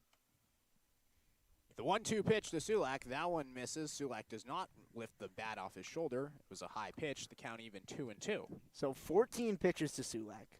14 looking pitches to Sulak, and we'll continue to see what happens. This is the fun game. Is Cody Sulak going to swing the bat? If I'm a betting man, I say no. 2-2 the count, 1 out, Malhoff on second.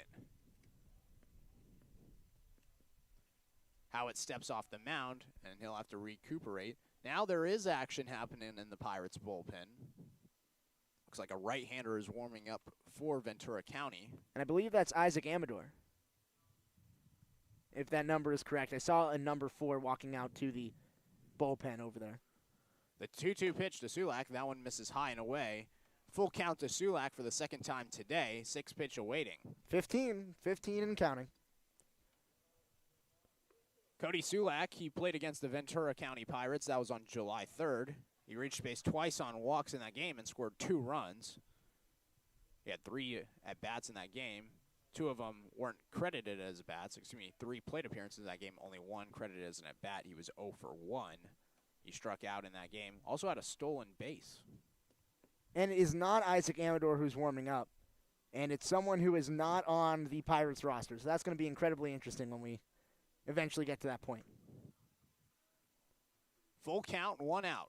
The pitch to Sulak. He swings and misses. First time today, Cody Sulak lifts the bat. It ends in a strikeout, and now 2 are gone here in the fourth. Yeah, and that one he had to. That ball was on the outside part of the plate. It was a well-located changeup that Sulak, he had to swing but was not able to make contact with. But running up the pitch count, a strikeout, it's not great, but it's not a terrible at bat. You saw the count deep. You were hoping for a pitch that you were able to swing at, get over the heart of the plate, and I don't hate that at bat from Cody Sulak, despite the fact that he went down swinging. So Hunter Call steps up to the plate. He's the 7th batter of the inning for the Oaks. Greg Melhoff still on second base after his 2 RBI double.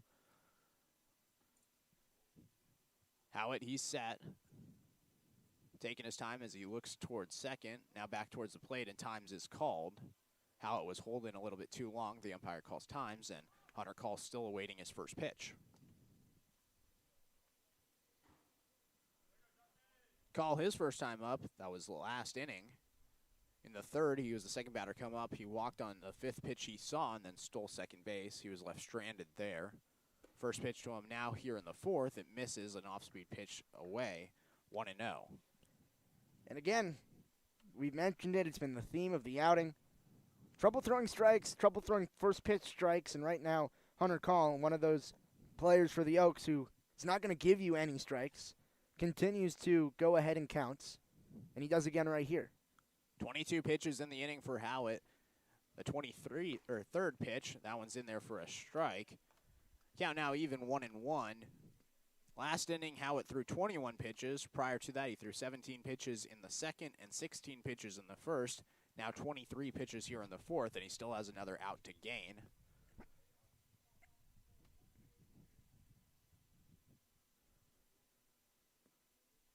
Howitt set. 2 outs. Runner on second. Howitt still waiting, looking back towards second. Now fires towards the dish.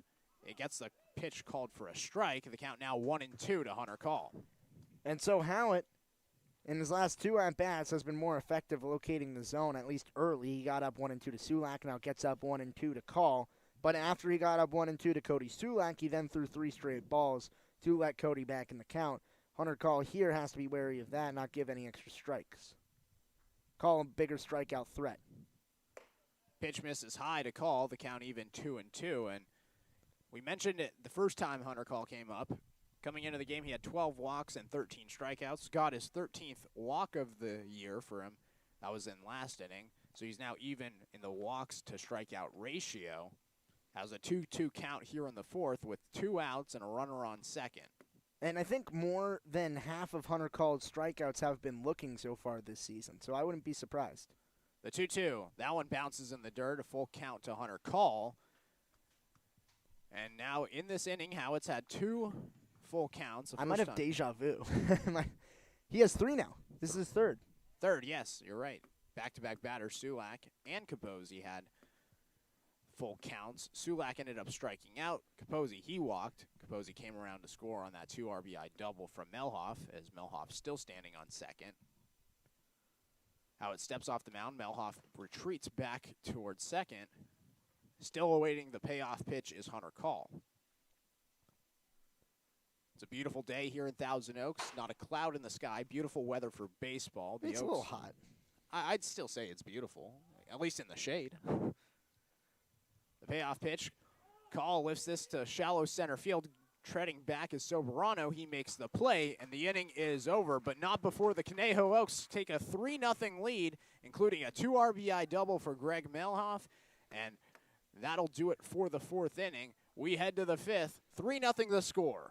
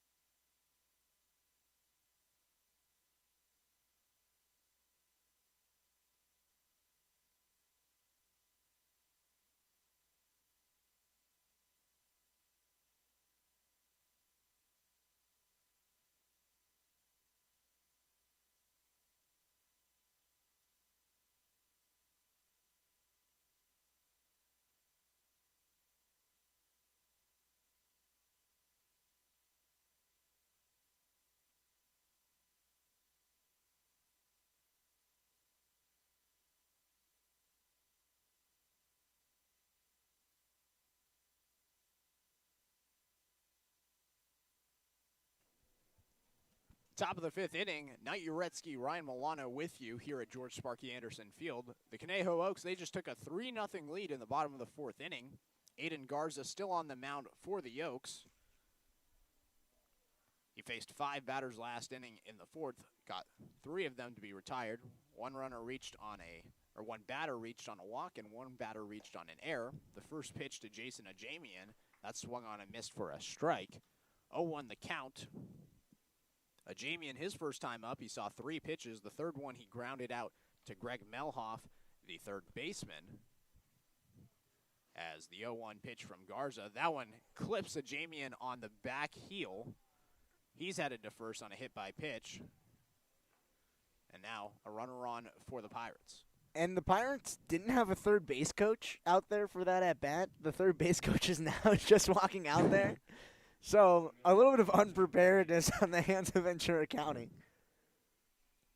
Didn't end up costing them as a runner gets aboard into Ajamian, and now he's going to take a little bit of a walk as the pitch hit him on the back heel, his right heel, and he's limping a little bit, walking a little gingerly. And so far today, the Pirates, they've had a few base runners, an error in the first, a walk, and an error in the fourth, and now a leadoff hit by pitch in the fifth. This is the second time the leadoff batter has been on. The first batter of the game was Kyle Soberano. He skied one into shallow left field. JT Naviak looked like he was underneath it and then let it drop.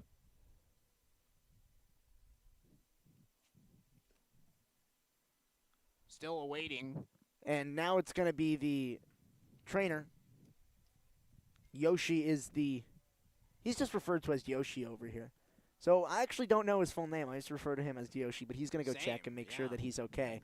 Now we see Ajamian, his shoe is off. He's wiggling his sock, and we're going to step aside. We're going to take a break, and we'll come back when we see that Jason Ajamian is okay.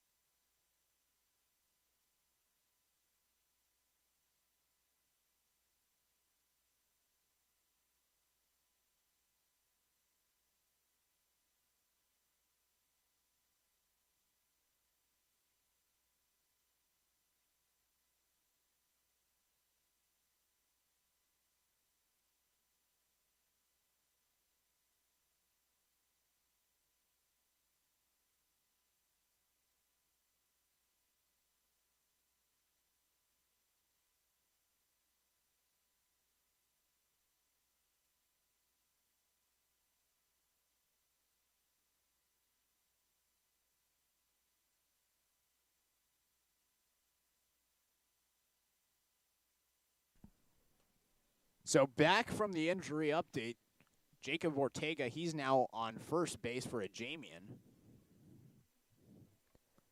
And it doesn't look like it's going to be anything serious. It just hit right on that back heel, and there's not a lot of padding or fat protecting the bone on that back heel. So I'm sure there's going to be a bruise for Jason Ajamian, but he was able to, under his own power, walk back to the dugout. So he's still getting treated too, but I don't think that it's going to be a serious injury for an extended period. First pitch to the batter Ian McIntyre. That one misses, 1-0. Jacob Ortega this season, he has 4 stolen bases. So he comes in. He's going to be playing first base. Ajamian was the first baseman, so now he pinch runs after the hit by pitch. And now 1-0 the count to Ian McIntyre. Garza throws back to first. In there safely is Ortega. Capozzi tags him. In there safely again, the umpire says. And we'll do the 1-0 again to Ian McIntyre. McIntyre, his first time up, he had a 7-pitch at bat, fouled off a couple of pitches, then grounded out to the shortstop, JT Naviak. Garza going to fire back to first, and there safely is Ortega again. Still awaiting the 1-0 is McIntyre. And Garza, he has pitched in a few non-conference games so far this season. He pitched on June 19th against the Crawdads. They're part of the CCL North, so they're still in conference, but it was a non-conference game. Second pitch to McIntyre misses, so 2-0 the count. And then he also pitched on June 27th against the Coastal Cubs, and on July 11th against the Coastal Cubs. So he's had 3 performances in non-league play so far. He has 2 wins. Those are his only 2 wins on the season. Third pitch to McIntyre misses inside, 3-0 the count. Ian McIntyre goes to Lynn Benton Community College. That's up there in Oregon. We know him well. Yep. We don't know him well. We know Lynn Benton Community College well. Yeah. I mean, my parents live in Lynn County, Oregon. The 3-0, that one's in there for a strike. 3-1 the count now to McIntyre. I believe Lynn Benton Community College is only about a 30-minute drive from my house in Sweet Home, Oregon. Not too far. It's only about a 45-minute drive from the University of Oregon. Yeah, Eugene. The 3-1. McIntyre sends it high and deep to right field. Heading back is Foreman at the track. It's going to be gone. Wow. Ian McIntyre opposite field home run, and it's a 3-2 game. So we were holding on. There was a little bit of a inkling in the air of a potential no-hitter. I think that this is the latest that the Oaks have gone without allowing a hit. And now it has been broken by Ian McIntyre, who got a little bit of the Cal Lutheran wind as a wall scraper goes over in right field. But it counts. It counts on the board. It counts as a hit, and it counts as 2 runs for the Pirates. I did not think off the bat that ball was going to be gone. The wind just kept carrying it. And you never do. You never do at Cal Lu. Yeah. First pitch misses to Trenton Palace, 1-0 the count. So after the Oaks, they took a 3-0 lead. The Pirates, they've answered back with a 2-run home run from Ian McIntyre here in the 5th. Still nobody out, and Garza, the left-hander, working on the mound. He hits the second batter of the inning for him. It was the same pitch, hit the back right foot of Palace. It was the same spot he hit Jason Ajamian. Palace, though, okay as he heads to first. And now the first 3 batters have reached base. Tobias Plotkin, he returns the balls to the home plate umpire. Tobias Plotkin and Donovan Waitman both said that they were going to come up into the booth at one point today to join the broadcast, and they haven't done it yet. They did not tell us what inning they were coming up, and I'm starting to think they're going to flake on us. I'm starting to think they're going to flake on us as well. I'm a little disappointed, though. We'll give them, we'll give them a little bit of some trash talk after the game if they decide to flake. Tobias Plotkin, he said he was a little bit scared of the ladder, so that might be a big proponent of why he has not joined us on the broadcast yet. Ball misses to Steven Gonzalez, so 1-0 the count. Runner on first in Trenton Palace. The 9-hole hitter Gonzalez at the plate. He's the DH today. He's up for the second time after he grounded out to the second baseman Daniel Cabral to end the 3rd inning. And Garza, he's working in a little bit of trouble as he throws back to first in there safely as Palace. Still awaiting the 1-0 is Gonzalez.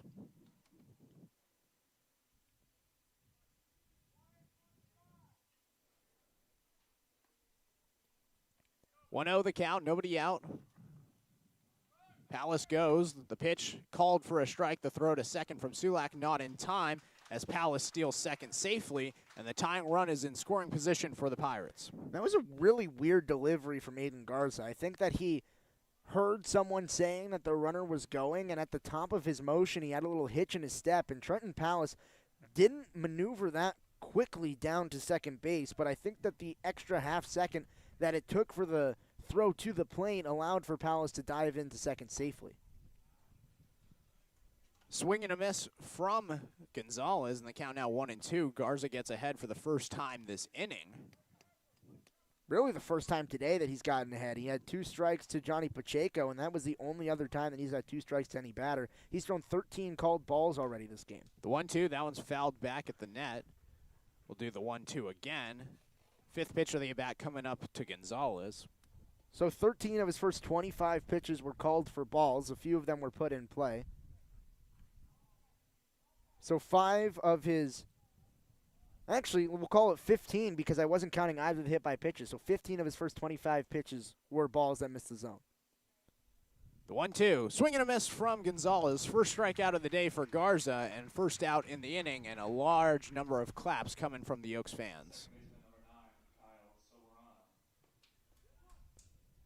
And Garza, he's been one of the better pitchers for the Oaks in the bullpen. He is, especially as of late, and really throughout the entire season, been able to get out of innings without giving up a ton of runs. His maximum earned run game was against the Santa Barbara Foresters, where he gave up 2 earned through just 1 inning pitched.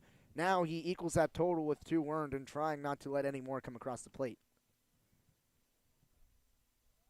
Garza steps off the mound, treading back to second as Palace.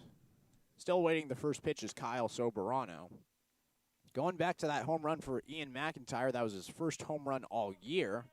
Sent it opposite way, and now we're here at a 3-2 game. First pitch to Soberano, called for a strike, 0-1 the count. Soberano today, he reached on an error in the first. He had a pop up to the shallow left field side. Naviak was under it. Carrillo and him had a miscommunication. The ball dropped right behind Naviak. It was credited as an error. Then he flew out to left field on the first pitch he saw. This time he's late again. Count now 0-2 to Soberano.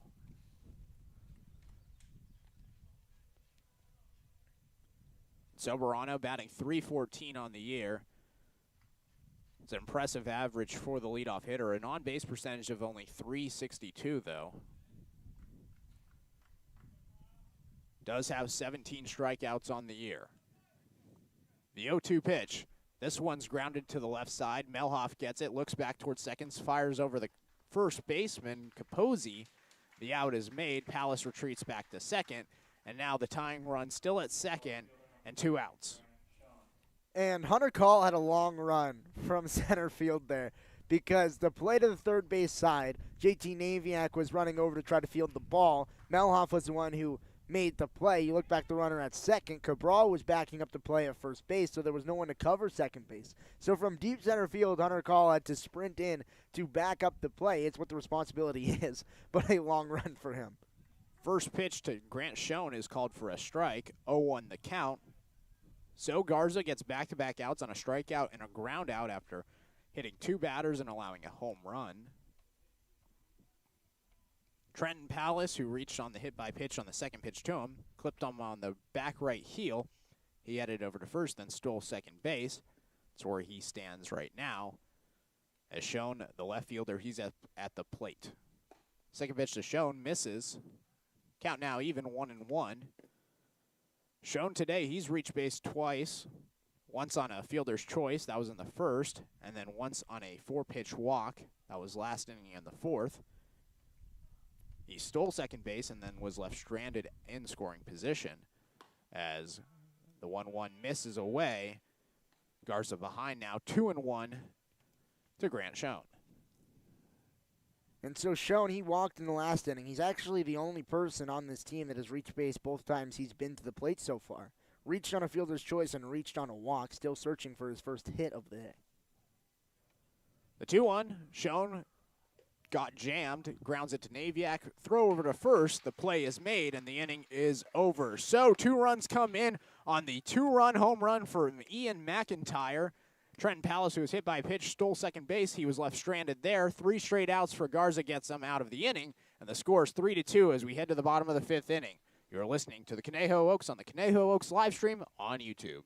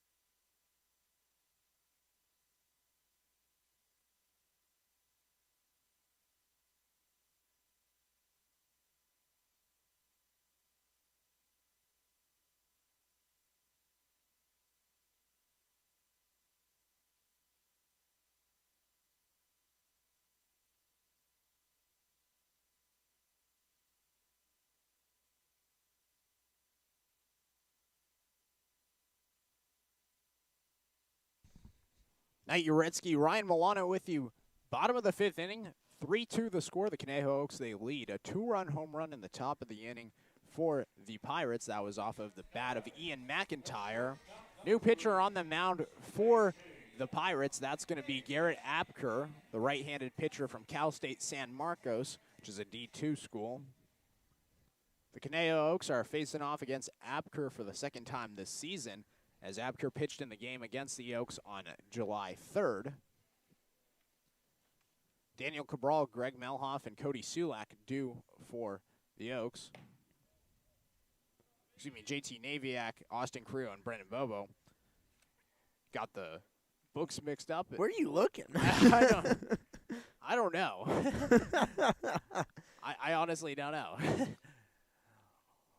1-0 the count, though. Abker on the mound. First pitch to Naviak misses, or second pitch, 2-0 the count. Still trying to find my footing. So Abker, the first time. We're at the top of the 5th inning. This is the bottom of the 5th inning. Oh, shoot. We're all sorts of messed up. I'm joining you. At the bottom of the 5th. Bottom of the 5th inning. Nobody out. Nobody on. JT Naviak, a 2-0 count from Garrett Abker. The third pitch to him, it misses. And now 3 straight balls from Abker. It's a tough look for both of us. Going back to Abker, the first time he played against the Conejo Oaks, he pitched 3 1/3 innings. Gave up only 2 hits, 1 run. It was 0 earned runs, so 1 run scored. It was not earned. And 4 straight balls to JT Naviak puts the leadoff man aboard here in the bottom of the 5th inning for the Oaks. And right there, a really quick and easy walk for JT Naviak. Doesn't have to swing the bat, and we saw it with Josh Howitt. He had 4 walks and a hit by a pitch. He struggled with location in his 4 innings. Now we see Garrett Apker start off with a walk, and we saw the Oaks last inning figure out the fact that they don't have to swing if the balls aren't going to be coming into the zone. And right now, JT Naviak figured that out with a 4-pitch walk, and Austin Carrillo trying to do the same thing, and he's already walked today. So in that game against the Oaks on July 3rd, Abker walked 0 batters, struck out 5, and the first batter he faces, he walks him on 4 straight pitches. As Austin Carrillo now steps up. In his last 2 outings, Abker has not given up an earned run.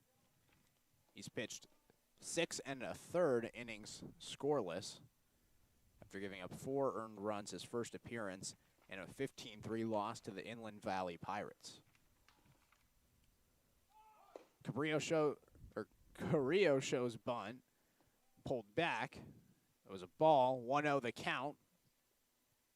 Inland Valley Pirates versus the Ventura County Pirates, the Battle of the Pirates. I think that Ventura County went by the Bucks in that game. Yeah. I'm How sure. do you? What if the Inland Valley went by the Bucks? I don't know what the Inland Valley monikers are. I don't know what the other numbers are for. Well, let's look this up.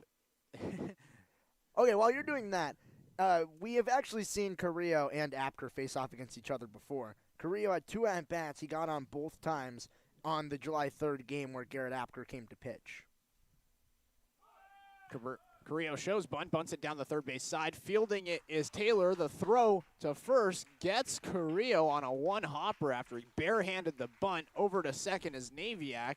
A nice play by Taylor, but it advances the runner from Carrillo. And both teams, I'm sure, are pretty happy with that because it was a very athletic play from the third baseman in order to get it over in time, where Austin Carrillo was screaming down the base paths, but also Carrillo did his job. He put a bunt down. When he put the ball in play, chaos happens. Right there, minimizing the chaos was Darren Taylor at third base, but JT Naviak now moves into scoring position, and it brings up Brendan Bobo, who got a hit in his last at-bat. So after the sac bunt, runner in scoring position. Bobo, the DH, today.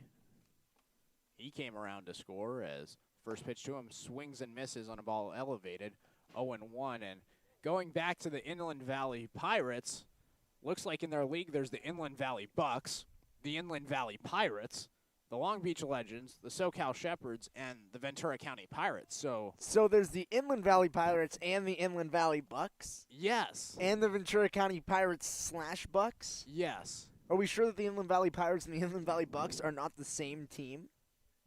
I don't know. This is very confusing.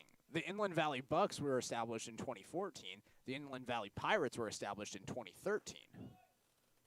Pitch misses to Bobo, count even 1-1. That seems like really poor branding on the part of the GCCL. This is the GCCL, the league that this team is from, correct? Yes. Yeah, I think it's really poor branding by that league. Why do you have two different Pirates? You literally have the Inland Valley Pirates, the Ventura County Pirates, and the Inland Valley Bucks. Well, the Ventura County Pirates / Bucks. They're known as both. This is very confusing in the GCCL as the throw back to second, Naviac in there safely. The website for the Ventura County Pirates is vcbucks.com, but when you're looking up the stats and the schedule, it says Ventura County Pirates, but if you're clicking on the tabs at the top, it says the Bucks and Pirates, depending on which tab you click on. So no one has any idea how things are operating in the GCCL. We're just lucky we're here in the CCL. The 1-1 swung on and missed by Bobo, and he gets behind now 1-2. Looking at the standings in the GCCL, the Long Beach Legends, not the Pirates, one of the two teams not named the Pirates or Bucks, they're in first place with a 10-5 record. The Inland Valley Pirates, the IV Pirates that is, they're 7-4 and in second place. The Ventura County Pirates, this Pirates team that we're watching, they're 7-8. The Inland Valley Bucks, though, they're in last place, 4-8. The 1-2 to Bobo, foul tipped, swung on, and caught by the catcher Pacheco. Bobo goes down on strikes for the second time today. First strikeout of the game for Apker. They're so similar. It makes no sense. Why are they so similar? There's only 6 teams in this league. There's 5. Oh, there's only 5. Well, in that division, because the Coastal division. Cubs are also in the GCCL, but I'm sure This is the best of the West. Why? Why? So There's 2 in the Valley teams, and the 2 in the Valley teams were so set on the moniker of being, sea shanties and, like, what? Why? That's so confusing. well, this is the best of the West division. So I wonder if you win the division, do you get to claim the title as Pirates? Like, that's what I can Well, I think if you win the division, you get to work out of being a pirate name. There's so many pirate. If you win the division, then you get to rebrand.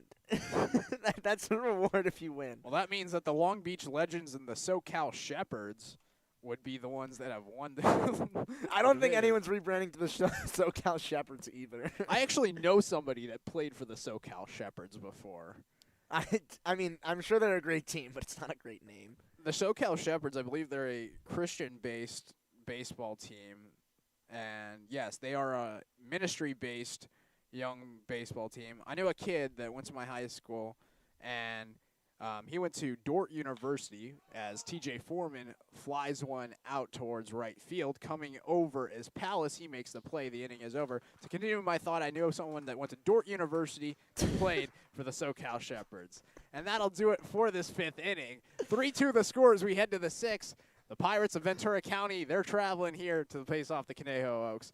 We'll be back after the break.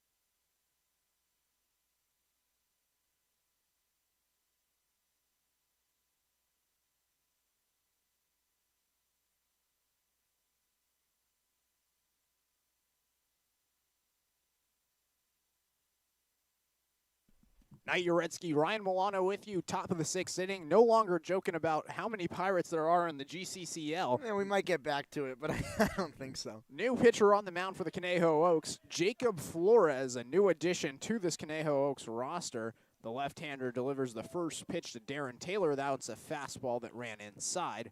1-0 the count. Jacob Flores on the Conejo Oaks. This is his second day with the team. Goes to San Diego State University as the 1-0 pitch. That one misses and low. It's now 2-0 the count to Taylor. And this is not Flores' first time with the Oaks. For those of you who paid attention and were a part of the Oaks in 2019, so was Jacob Flores. So this is his second time with Conejo. 3-0 the count. 3 straight balls from Flores. Flores went to Rio Mesa High School, which is where Dave Solis, the Oaks manager, he coaches. So, originally from Oxnard, playing for his old high school coach as the 3-0 misses and Taylor's aboard with a 4-pitch walk. Flores at San Diego State, he appeared in 7 games. He had a total of 5 innings pitched. His highest innings pitched total was just 1 1/3 inning against UC San Diego. And he's someone who sometimes does struggle a little bit with the walk in those 5 innings. He gave up 11 walks. He also gave up 11 earned runs in those innings as well. In 2019, he had 27 walks, and the first pitch misses to Johnny Pacheco, 1-0. He had 27 walks in 36 innings pitched. That was in 2019.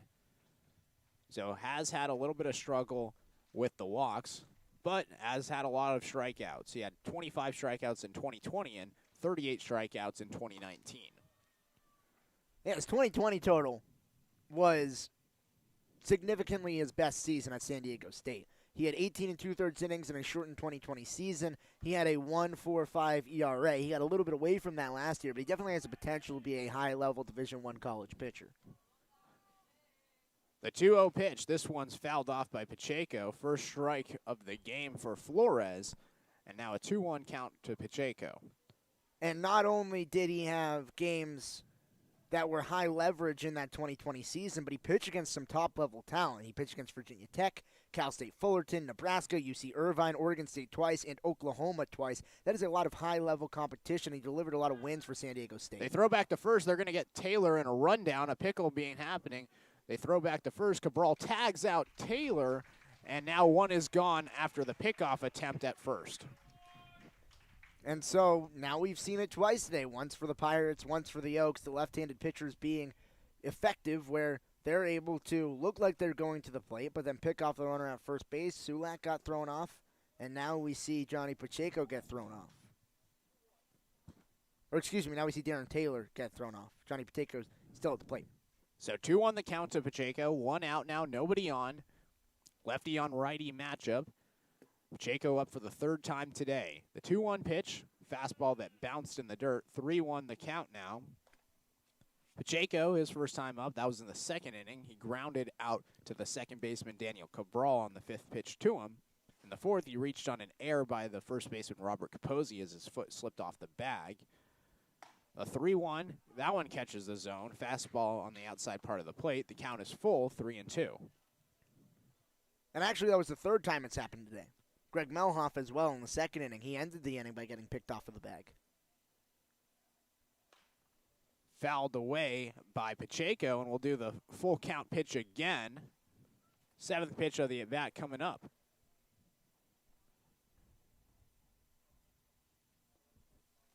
So, Johnny Pacheco, the catcher, has had some action behind the dish. Now looking to get on for the 2nd time today. He has a full count and 1 out. The pitch. Check swing did not go. He's headed over to first. Back-to-back walks for Flores and 1 out.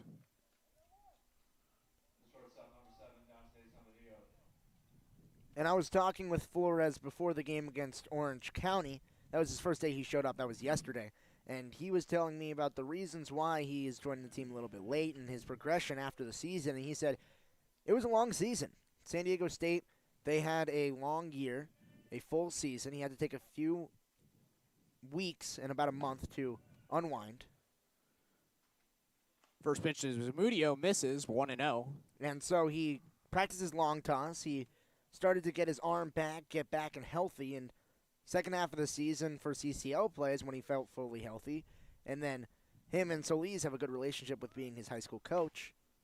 Swung on and missed by Zamudio. Throw back to first from Sulak. In there safely is Pacheco. 1-1 the count. And so with not a lot of pitchers, but a few pitchers for the Oaks, they're departing and looking for a place to go, especially with his coach saying that if he's ready, this is a place where he wants to see him, especially after we saw Flores in 2019 with the Oaks. The 1-1 is called for a strike outside part of the plate. Zamudio now down 1-2. So now Flores, he comes to Conejo and fills the role because both Brian Perez and Will Kokiar, they're gone. They've left the team. Kokiar, he is going to train with Driveline. That's where a lot of pitchers go to practice their velocity and pitching up in Washington. And then Brian Perez, he got signed to a minor league contract with the Houston Astros. So he is now going to be in their minor league farm system. So Flores fills the spot for two pitchers for the Oaks. Throw back to first by Flores. In there safely is Pacheco. Still awaiting the 1-2 pitches. Dante Zamudio, the shortstop. Zamudio today, a strikeout on 3 pitches in the second, and then a ground out on the 4th pitch he saw in the 4th. Has a runner on first and 1 out. The pitch from Flores, that one misses inside. Count even 2-2. So far, the first 3 batters that Flores has faced, they've all had 2 balls in their counts. Both of the first 2 batters he faced walked. Pacheco on 7 pitches, Taylor on 4 pitches, although Taylor was picked off by Flores. So we have a 2-2 count with 1 out here. Pitch to Zamudio off speed. That one misses the zone, and the count is full for the back-to-back batters. Score is 3-2. The Conejo Oaks took a 3-0 lead after the 4th inning. Then in the top of the 5th, a 2-run home run by Ian McIntyre made it a 1-run game as the payoff pitches swung on and missed by Zamudio. First strikeout of the day for Flores, and 2 are gone here in the 6th.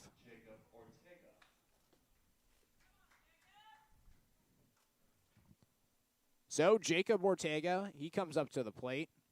It's his first at bat of the game.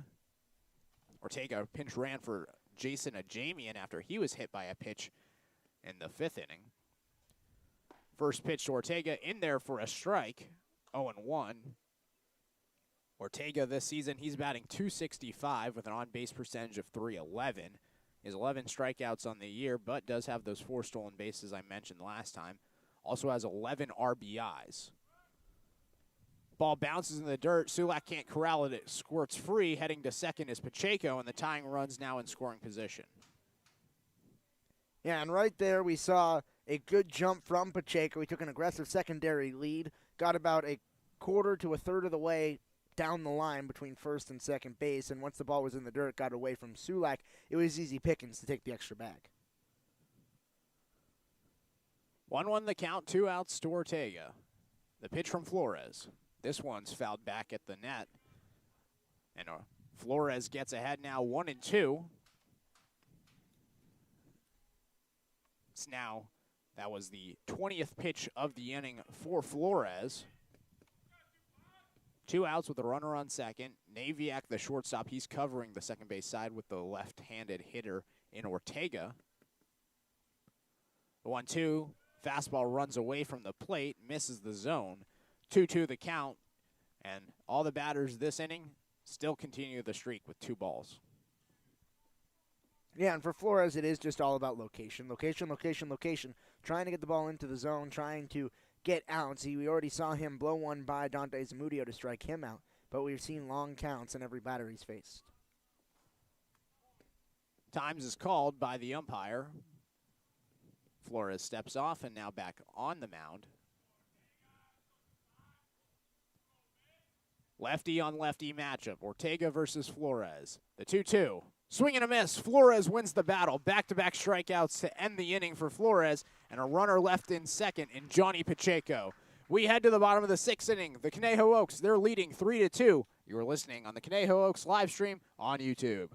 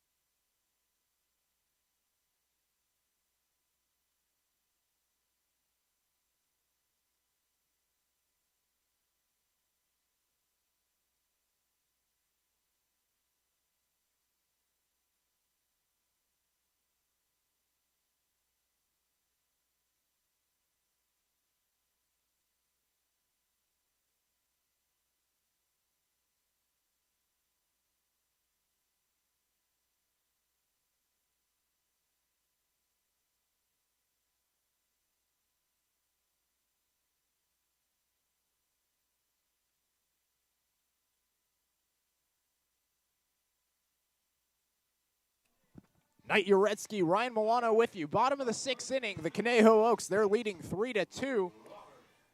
And now Robert Capozzi, Daniel Cabral, and Greg Melhoff to come up for the Oaks. They're facing off against Garrett Apker, who he only allowed one runner on. It was JT Naviak after he had a 4-pitch walk. Naviak was left stranded at second after a sac bunt, and then a strikeout from Brendan Bobo, and a fly out by TJ Foreman. First pitch to Capozzi, swung on and missed on a ball outside the zone. 0-1 the count to Capozzi. Capozzi today, a line out to center field that he barreled up a ball. That was in the 2nd inning. Then in the 4th inning, he walked on the 6th pitch he saw. He later came around to score on the 2 RBI double from Melhoff. The 0-1 pitch, Apker misses the zone. It's high. Count even 1-1. And Knight, I'm starting to think it's a Robert Capozzi thing in the Oaks dugout.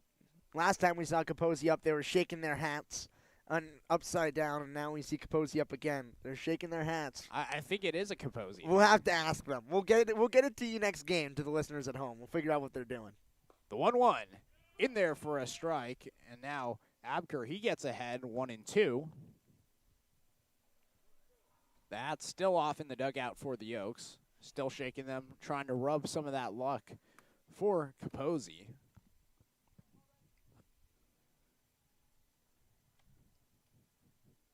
One, two the count, nobody on, nobody out. 3-2 the score. The pitch from Apker. That one misses high. Loud amount of cheers from the dugout. Someone yelled ball 4. That was the second ball of the count. I'm not sure if they were wishful thinking, if they thought that the first 2 strikes should have been balls. I didn't think so. The first 2 strikes seemed like prototypical strikes to me. You know, they're all student athletes, but sometimes I question the student part sometimes. The 2-2, Capozzi fouls it away. We'll do the 2-2 again. 6th pitch of the at-bat coming up. Well, sometimes they're students and sometimes they're athletes.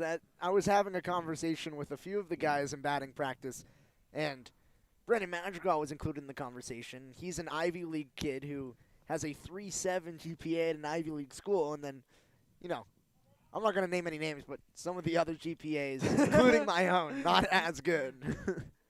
What's your GPA, Ryan? If you want to share Madrigals, I think you should share your own. Swing and a miss from Capozzi. Second strikeout of the game from Abker on the 6th pitch to Capozzi. And Capozzi's gone swinging for the first time today, 1 away. Well, I mean, Madrigal's GPA is something that he should be proud of. My GPA, I have around a 3 GPA. My mother is actually upset because I have a 2.97 GPA, and it actually is costing her a few extra dollars on her insurance because I dropped below a 3.5 GPA. I had a friend. He does stand-up comedy, and he was like, losing your safe driver's insurance because of your bad grades is already bad enough. Having the insurance company tell your parents that you have bad grades, that's even worse to him, as the first pitch is in there for a strike, 0-1. We're trying to switch insurance companies. Ryan, you couldn't have tried hard enough to get just a slightly better grade? Well, I didn't know. Blame the journalism teacher. We've already talked about that grade on that journalism assignment. You know, it's their fault. Could have tried harder. Bring it up with Dan Morrison. 0-1 the count. Swung on and missed by Cabral as a half swing, and now he gets behind 0-2. Abker, he's ahead. Love Dan Morrison. I think he's a cool guy. Actually, he wasn't the one who graded that paper. Oh, okay. I don't remember who my GE was. Really inside baseball again. Listeners really don't know what we're talking about. 0-2 the count to Daniel Cabral, 1 out, nobody on. Garrett Abker on the mound. The 0-2 pitch, fouled away by Cabral on a pitch that he got the end of the barrel on. 4th pitch coming up, 0-2 the count still.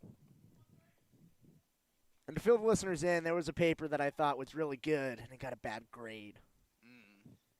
So it was a tough assignment. I didn't get the best grade on that one. Yeah, just compared to the other assignments in the class, it didn't make sense. The grade didn't make sense. I ended that class with an 89. I was very sad. This class that we're talking about is called Gateway, and Gateway is the hardest class you'll ever take at the University of Oregon School of Journalism Communication. Well, that's the hardest class. I'm glad about it. Have you not heard that before? I've heard it weeds out people. It does. I think that the work was a lot, but I don't think the grade was that tough. There was a lot of work. It was an 8-credit course, which for a normal credit course at University of Oregon, it's around 4 units. This one was double that, so it was like taking the course load for 2 classes in one. The 1-2 pitch, Cabral fouls it away. The second time he's fouled away a pitch. Now the 6th pitch of the at-bat coming up to Cabral. 5 pitches so far. 2 for strikes, 2 foul-offs. And, Knight, I hate to break it to you, but I don't think that the listeners care about our journalism grades. I don't think so either. I care about my journalism grade. A little bit less than you care. I care about mine.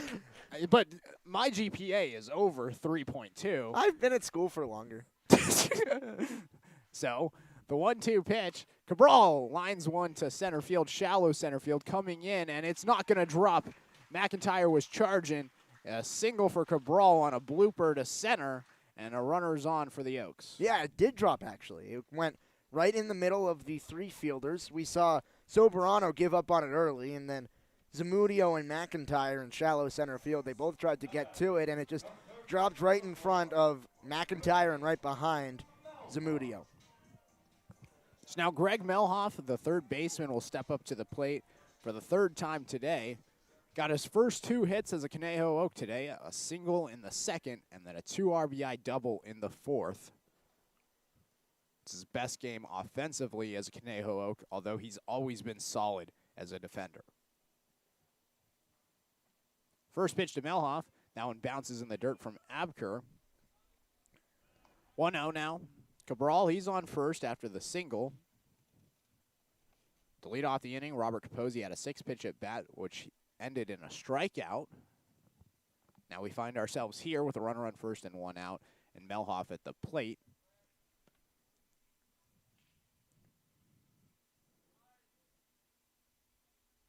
Throw back to first. Ortega with the tag in there safely as Cabral. Again, Ortega's in the game at first base for Jason Ajamian, who started the game at first base, but then Ajamian was hit by a pitch. that hit by a pitch came in the 5th inning. Jamian couldn't walk off the hit by pitch as it hit his right heel as Melhoff swings and misses at the 1-0. The count even 1-1. So then Ortega came in, pinch ran for a Jamian. Now he's fielding the first base spot. And with Greg Melhoff in the batter's box, he's a left-handed hitter, and it just continues to improve the balance for the Oaks throughout their entire roster. Throw back to first in there safely is Cabral. The Oaks today, they have 4 lefties in the starting lineup. Melhoff is one of them. Robert Capozzi, Brendan Bobo, and Austin Carrillo. They are the starting left-handed hitters. They have 5 right-handers. Runner goes, check swing from Melhoff. Jumping over the shortstop Zamudio was Cabral. It was an interesting play. The throw from Pacheco sailed to center field, but the center fielder McIntyre backed him up. And I think that Coach Solis is going to argue a little bit of interference by the fielder. Cabral had to jump over the shortstop Zamudio, who was trying to get the ball. And I think that Cabral on the ball into center field, actually, if he would have been able to keep his stride, would have had a solid jump and had an opportunity to go to third base. Coach Solis today is the third base coach, and we'll see what the discussion is and what the outcome becomes after he talks to the third base umpire. They're still talking as they tread back to the third base side on the inner part of the chalk now as they continue to discuss. And I think it should be called interference. Right there, Zamudio, yes, he had a right to the ball, but the ball was already past him. He was in the base path, right in the way of Cabral. Cabral had to avoid him. If Cabral makes contact with him, it's certainly interference. Cabral had to avoid him, and I think that should be interference on the part of Dante Zamudio. But it's not going to be. So everything squared away. 2-1 the count to Greg Melhoff. Daniel Cabral, he's at second after the stolen base. Coach Solis, he's over at the third base side. Cody Raymer at the first base side. Mark Fitzgerald, the normal third base coach, he's not here. He hasn't been here for a few weeks. That's because he just had a child. Congratulations to Coach Fitzgerald. A new member of the Conejo Oaks family. The 2-1 pitch from Abker. Off speed that misses high. 3-1 the count now to Melhoff. Abker has only allowed 1 hit on the day. That was the single to Cabral in this inning with the 1 out. Still only has 1 out. This at bat to Melhoff has taken a couple of minutes and a few stoppages, but we've seen the game really slow to a crawl. Really has. Runner goes. Abker throws over to third. They got Cabral, and he's out. Cabral tried to do his best move to avoid the tag, but it almost... Sorry, I didn't mean to cut you off. That looked like a balk to me. That looked like a textbook balk to me from Abker. He started to go to the plate, then he saw Cabral, and his foot and his leg very clearly hesitated. He was starting to go down. He lifted his leg back up and then went to third base. That's a balk. Just a textbook balk. I think that would have been one of the easier balks to call on the season for the umpires. The 3-1 to Melhoff. In there for a strike called. And now a full count to Greg Melhoff with 2 outs. Nobody on after Cabral is picked off. Well, what did you think? Did you think it was a balk? Did you see what I did? I thought it was a balk too, but I'm not an umpire and I can't say what is or what isn't a balk. I haven't gone through umpire training. But to me, I thought it looked like a balk as well. The payoff pitch, that one misses, so a walk for Greg Melhoff. The second walk of the game allowed by Abker, and a runner is on for the Oaks with 2 outs. I've not gone through umpire training either, but I do know the letter of the law on what a balk is, and it's a very subjective ruling. But right there, it looked like one of the easier balks that you're ever going to see, and I think the umpires just missed it. So very controversial base paths type of inning for Daniel Cabral where the interference wasn't called. He was trying to take the base that I think he should have been rightfully awarded in third. That was a closer play, but I thought the balk was blatant. First pitch to Cody Sulak in there for a strike. Sulak has only swung the bat once all day, despite having 17 pitches thrown towards him. That one swinging of the bat, it was a strikeout in the 4th. Prior to that, he had 4 pitches in the 2nd inning, and then Melhoff was picked off, so then he had to come back and lead off the 3rd. He watched 6 pitches and eventually walked to first. The 0-1 pitch, runner goes. Bobbled by Pacheco in there safely at second as Melhoff with a stolen base. Now a runner in scoring position with 2 outs for the Oaks here in the bottom of the 6th inning. Yeah, and 2 stolen bases in the inning. Cabral had a stolen base, and now Melhoff has a stolen base. Being aggressive on the base paths, especially with the right-handed pitcher for the Oaks, make something happen. Make the ball be put in play. When the ball gets thrown around the bases, chaos ensues, and with speed on the base paths, Melhoff, we don't really have a great gauge on how fast he actually is because he's a newcomer with the Oaks. But if you put speed on the base paths, someone who's comfortable taking bags, putting the ball in play, putting the ball in the field, most of the time good things are going to happen if you're aggressive. Cody Sulak, an 0-2 count with 2 outs and a runner on second. Garrett Abker on the mound. Abker looks back towards second.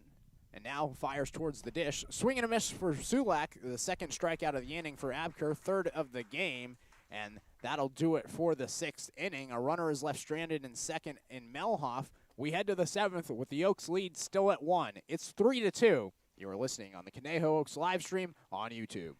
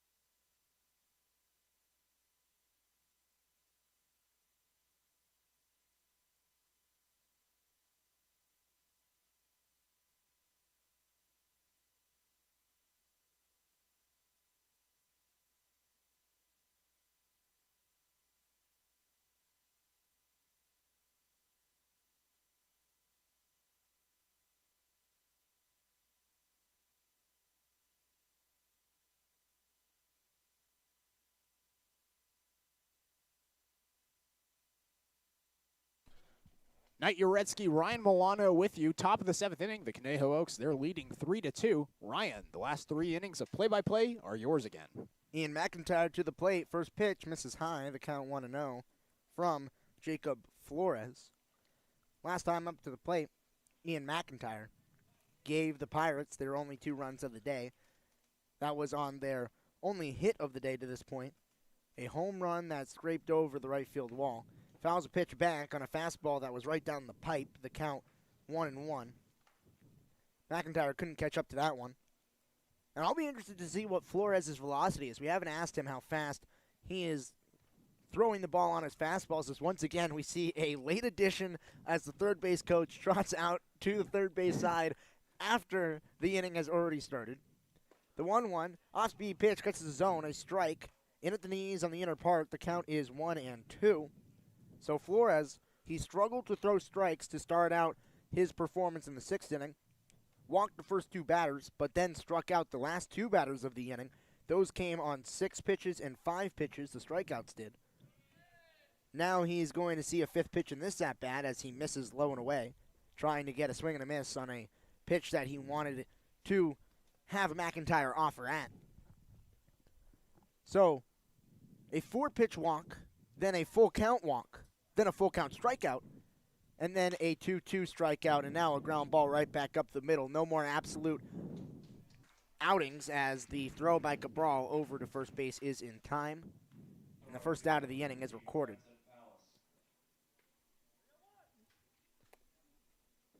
And 22 pitches in that last inning for Flores. Right here he starts off with a 5-pitch at-bat that ends in a ground out, but he's retired the last 3 batters that he's come and faced after walking the first 2, and right now his stuff's looking a lot more impressive. He's starting to get in a little bit of a rhythm, and he's starting to find his footing as now with those 3 outs, he puts himself in a better position, and he's working towards the bottom of the lineup now with the 8 and 9 hole hitters coming up. That 8-hole hitter is Trenton Palace. He reached last time up with a hit by pitch. He watches the first pitch miss low in the zone, so the count is 1-0. First time up for Palace, he grounded out on the left side of the infield. JT Naviak made a play off his back foot in order to retire that batter. This one skied out of the field of play, behind home plate. Cody Sulak gives it a look, but realizes it's not going to be landing in playing territory, so the count is 1-1. We see some more action going on in the Pirates bullpen. The bullpen catcher just walked back to the dugout. I'm not quite sure who he was warming up, but someone is getting active over there in the bullpen. Also action happening in the Oaks bullpen. The 1-1 fought off, flared softly. Capozzi tries to run and grab it, slides, but cannot come up with the ball just out of his reach. The count 1-2. And what did you call Robert Capozzi a few days ago? I called him a baby giraffe. Does he resemble Brandon Belt to you? Well, that's what I was saying, is that he kind of does. I mean, he's a little bit taller than Brandon Belt. Brandon Belt, the Giants' first baseman, he's known as the baby giraffe. Belt, he's only 6'5", but Capozzi, he's 6'8", and when he runs, it's so majestic. The 1-2 skied, fouled, out of play, the third straight foul ball. Cody Sulak tries to give it another look, comes up against the padding and realizes that one's going to fall out of his grasp. So 3 consecutive foul balls for Trenton Palace to stay alive in the count, but he's still behind. It's 1-2.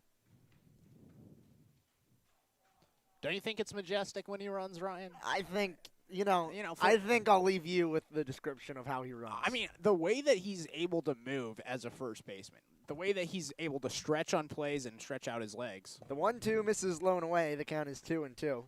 As somebody that height, I just think that his flexibility and range, like moving his legs, is the way that he's able to command his body is very impressive by somebody that with that height. It's majestic. Majestic, yes, absolutely. The 2-2. Breaking ball, gets a swing and a miss. He fooled him. The third strikeout of the day for Flores, and 2 outs quickly here in the inning. 6 pitches and a strikeout. That's going to bring up the 9-hole hitter, Steven Gonzalez. The third time Gonzalez come to the plate today. Struck out on 5 pitches his last time up. That was the only strikeout of Aiden Garza's outing. He also grounded out to end Joseph Wiersma's outing. A fantastic outing for Wiersma. 3 innings pitched, no hits, 1 strikeout, no earned runs, no hit by pitches. Nearly a perfect frame, but a runner got aboard. Or perfect 3 innings, but a runner got aboard leading off the game. An error by Kyle Soberano was the only man that was led on base, but a double play to end the first inning meant that no runners were left on base as the first pitch is a strike to Steven Gonzalez. The count is 0-1.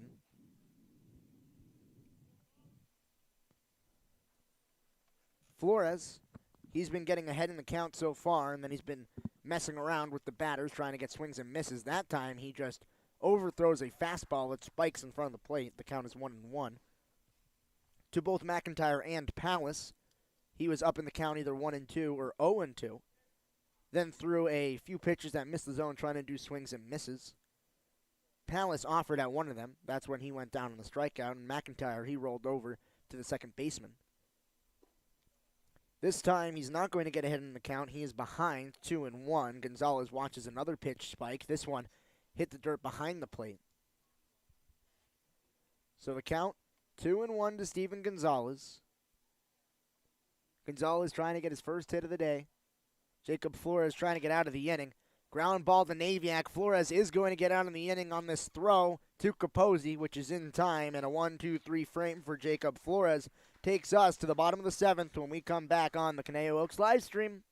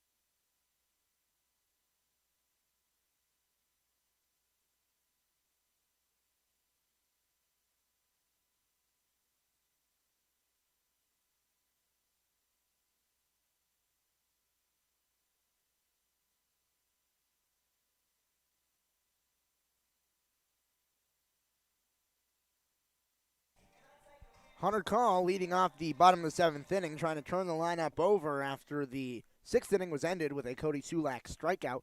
That stranded Greg Melhoff on second base. A rather controversial inning in a few parts. Garrett Apker was able to get out without any runs coming across. First pitch to Hunter Call, misses, elevated, the count 1-0.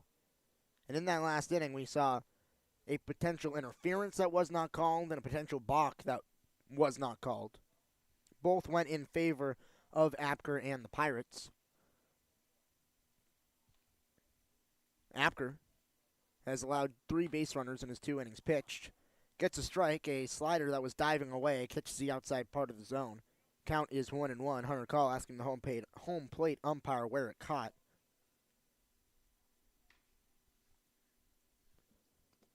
And this game right now, it's been taken over 2.5 hours. And, you know, in a game where you think that there's only 6 hits, then maybe you'd start to be able to Call watches a pitch, miss the zone low. The count is 2-1. have the game work a little quicker. Right now, there's just not a lot of quickness happening because it's taken so long.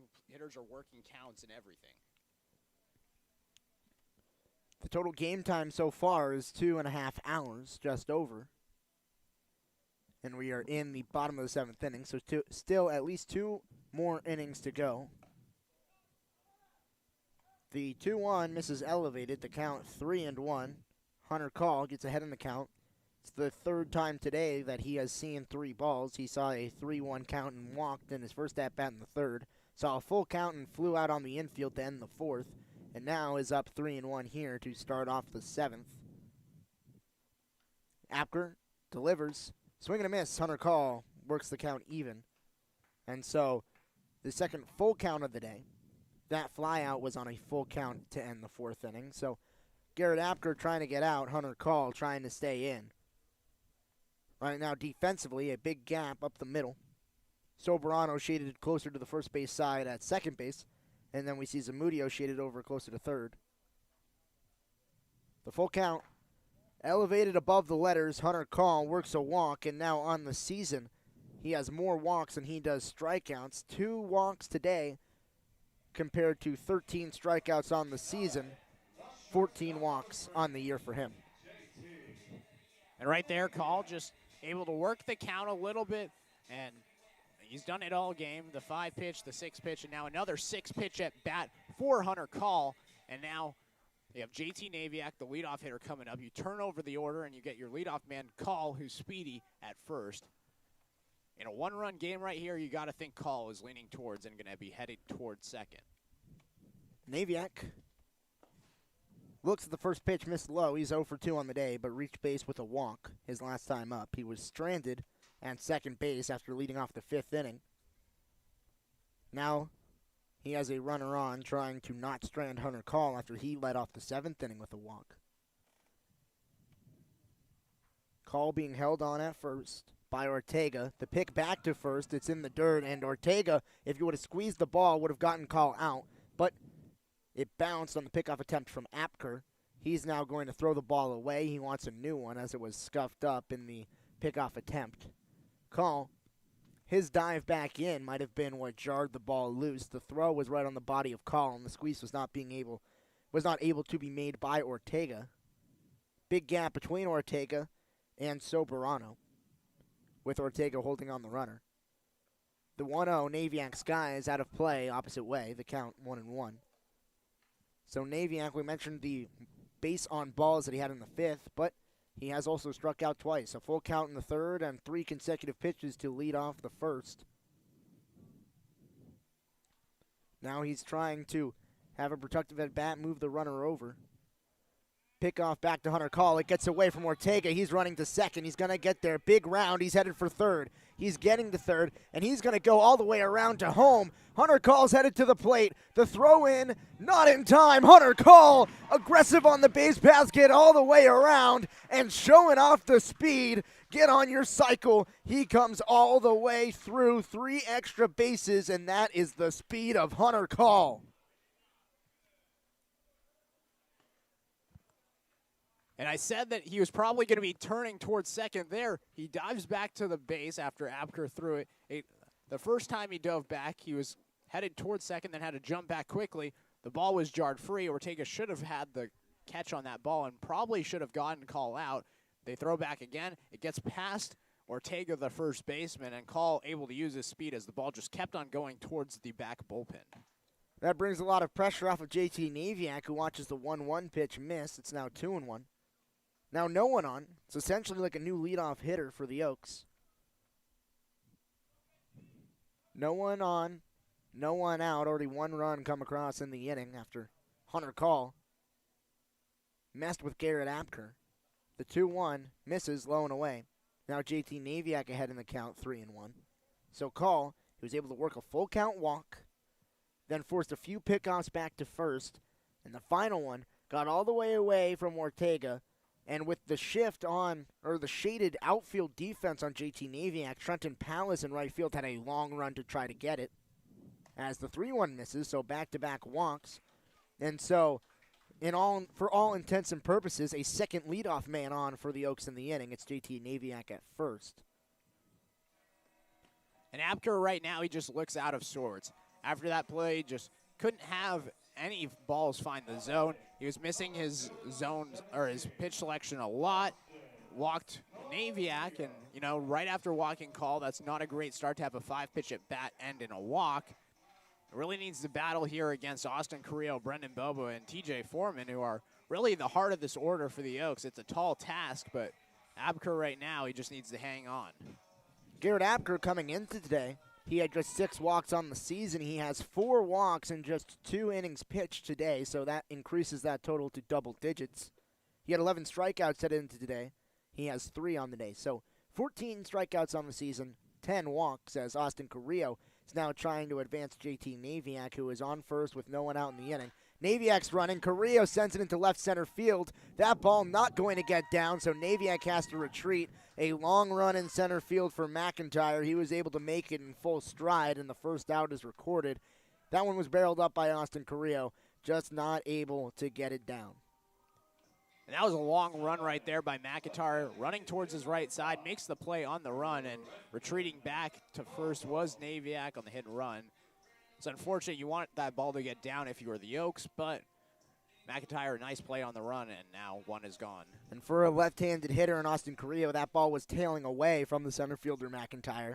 He was playing a little bit shaded in than we typically see the outfielder in center field, and it was played perfectly defensively. We see the outfield now slightly shifted to the left side of center as Brendan Bobo watches the first pitch catch the zone for a strike to count 0-1. Bobo, a pull left-handed hitter with the wind drifting out to right field. It's leaving a lot of room for Trenton Palace to cover as McIntyre is left of dead center, and Brendan Bobo is putting it in the outfield. If he's barreling it up, it's probably going to be to that right side. Bobo so far today, a single and 2 strikeouts. Swings at a pitch in the dirt, gives a strike to Apker, and falls behind 0-2. And that play by McIntyre in the center field, that's a big momentum shifter for Apker. He gets a little bit of confidence after getting his first out after walking the first 2 batters and letting a run come in on the overthrow or pass ball from Ortega, and fires back with back-to-back strikes against Bobo. The 0-2 Naviak at first. Bobo fights it off, stays alive. We'll do the 0-2 again. JT Naviak, he was running on the pitch that Austin Carrillo put in play, but now with Brendan Bobo at the dish, Naviak has not tried to dash towards second base. Right here we see the middle infield congested around that bag at second, with Ortega holding on the runner at first. A ball put on the ground pull side or even opposite way. Big gaps between shortstop and third base and second base and first base. The 0-2. Naviak takes an aggressive step. Bobo fights it off, fouls it outside of the first base bag. A aggressive secondary lead fooled me and the Pirates dugout. We heard a few of them yell runner as Naviak took a strong secondary, but ultimately was not committing to that stolen bag. It doesn't matter as Brendan Bobo fouled off the pitch. It's the 4th pitch of the at-bat. He's about to see his 5th. Still hasn't seen a ball in the at-bat. Shallow right field, a very awkward defensive positioning for Trenton Palace as Bobo fights off another pitch, 3 consecutive foul balls to stay alive. And talk about this defensive positioning in the outfield. I think it's quite odd. Yeah, it definitely is quite odd, especially with the way that the wind is blowing. The flag right now is blowing straight to right field, but for some reason they have a opposite hitter pull happening right now for Bobo. So you have the center fielder shaded to the left side of the second base bag, even though Bobo's a pull hitter to the right side. It just seems like they haven't done their scouting correctly. Naviak dives back into first safely as Apker is paying attention. It almost got away from Ortega, an athletic play by Ortega to keep it from going down the line again. Would have been a lot of deja vu if that ball got past and JT Naviak continued to run. Absolutely, but I mean, even going back, this is the third time the Pirates have played in this park, and I think by now they should know where the wind takes the ball. Bobo fights one opposite way, flared into left field. It's carrying in the air, staying high up there. The shortstop in Zamudio underneath it makes the catch. Naviak does not advance, and there's 2 outs now in the inning. Bobo, a good job to stay alive in the at-bat, but after fouling off 3 consecutive pitches, couldn't put one with a lot of power into play and fought it off the end of the bat. And I guess just ignore my scouting process because he goes opposite field on a pop-up to the infield to the left side. I mean, it's perfect positioning, but I mean, Well, it was. no, I don't think so. I don't think so. I think that he stayed alive in the count. It was a pitch that ran up in a way that Bobo was just trying to stay alive in the count. If you gave him a pitch to hit right there for Brendan Bobo with a big gap on the right side of the infield and a huge gap in the right side of the outfield, I think that the Pirates, their defensive positioning was poor, but they got lucky with a good pitcher being able to get ahead in the count as TJ Foreman watched his first pitch miss the zone, the count 1-0. I think also just Bobo on those foul tips, he was late on those. He was hitting him the opposite way, and so they had that positioning because of the lateness, and he was late on the ball that he popped up. Well, he fouled one ball outside of the bag at first. He sprayed those foul balls everywhere. He was just trying to stay alive in the count. I think if he doesn't go down 0-2, as Foreman watches a pitch, catch the zone, the count is 1-1 to TJ Foreman. I think that Brendan Bobo, ahead in the count, being more aggressive, where their defensive positioning didn't change from the start of the at-bat to when they got down to 0-2, I think that the defensive positioning worked, but was lucky. I don't think it was a good defensive positioning. Whereas TJ Foreman now, he is a right-handed hitter. The defensive positioning remains the same. So this pitch bounced in, the count 2-1. So no shift between a pull lefty and now a right-handed hitter in TJ Foreman who can spray the ball all over the yard. Naviak still at first, being held on by Ortega. Second baseman in Soberano, a few feet away from the second base bag, a gargantuan hole between second and first. Time called as Apker steps off the rubber. He's back on. Foreman in the box, trying to get aboard for the second time today. He's flown out to right field twice, was also hit by a pitch in the fourth, was stranded on the hot corner, was not able to come around to score. 2-1, misses low. The count is 3-1 to TJ Foreman.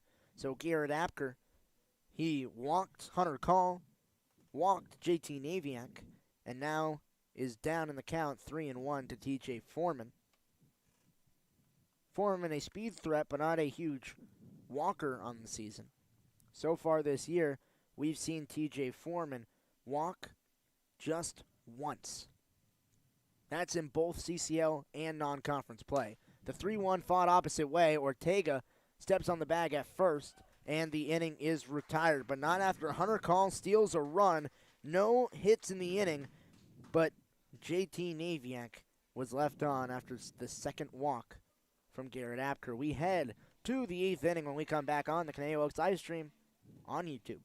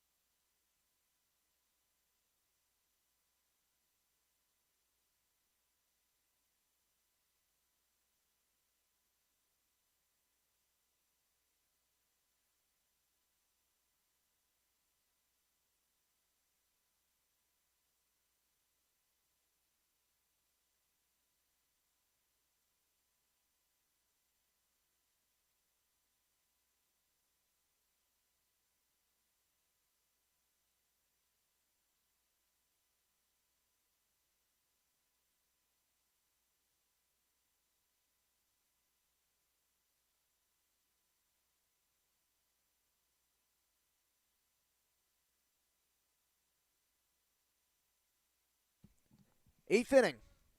New pitcher. Cole Baker takes over for Jacob Flores. Flores, his outing, first one with the Oaks this season. Didn't allow a hit, but did allow 2 base runners on a base on balls as the first pitch in there for a strike. That is to Kyle Soberano to lead off the 8th inning. Flores, he also had 3 strikeouts, didn't allow a run to come across the plate.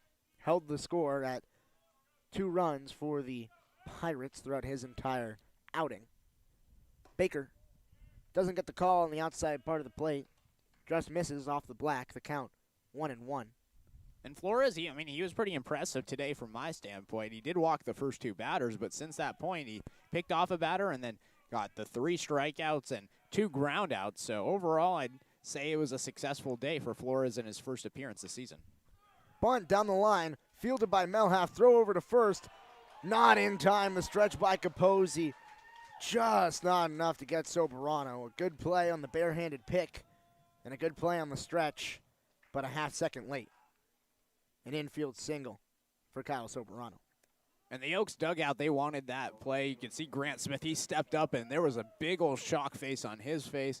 I don't know about that. I thought he beat out the throw from my point of view, but I think he beat it. I think he beat it out. Yeah, he beat it. It was a bang-bang play. It was close, but, the speed of Soberano, it was a smart bunt. Melhaff playing a little bit down the line, so tried to get there, just not in time. Swinging and a fouled pitch by Grant Schoen. Count 0-1. So Baker, he lets up the first hit for the Oaks since the home run, and really the second hit for the Oaks all day. Or the second hit that the Oaks have let up. It hasn't been a big hit production day. We have seen a lot of base runners. Baker misses low in the zone, the count 1-1. And so, when you're not allowing a team to put the bat on the ball, but you are allowing them to get on base, it's a little bit difficult as a pitching staff in order to get out of innings when you're allowing runners on base with other sort of outcomes. When the 1-1 missed outside, Sulak tried to squeeze it.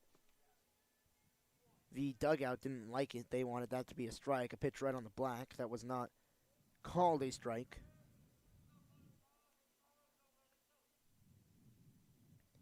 The Oaks, they have a few errors in this game.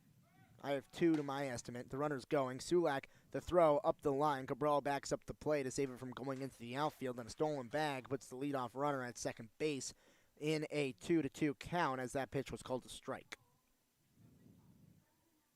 And that throw from Sulak has to be a little bit better. That one just ran a little bit too far to the right of the bag, and really his throws to second base today hasn't been impressive. You go from seeing a catcher in Anson Arrows yesterday where he can really just nail absolute darts to second base to Sulak here today, and he's been great stopping the ball behind the dirt, but his throws to second, he definitely needs to work on that. The 2-2 breaking ball outside part, and Baker doesn't get the call again. He's had a few pitchers that have painted that outside part of the plate. He got the call on the first one to Soberano, but since then he's had about 2 or 3 of those. All of them have been called balls, and all of them have been incredibly close to that outside part of the plate. Well-executed pitches, not called strikes. The full count, he gets that strikeout, the first of the day for Cole Baker. He sits down Grant Schoen, and the first out of the inning is recorded.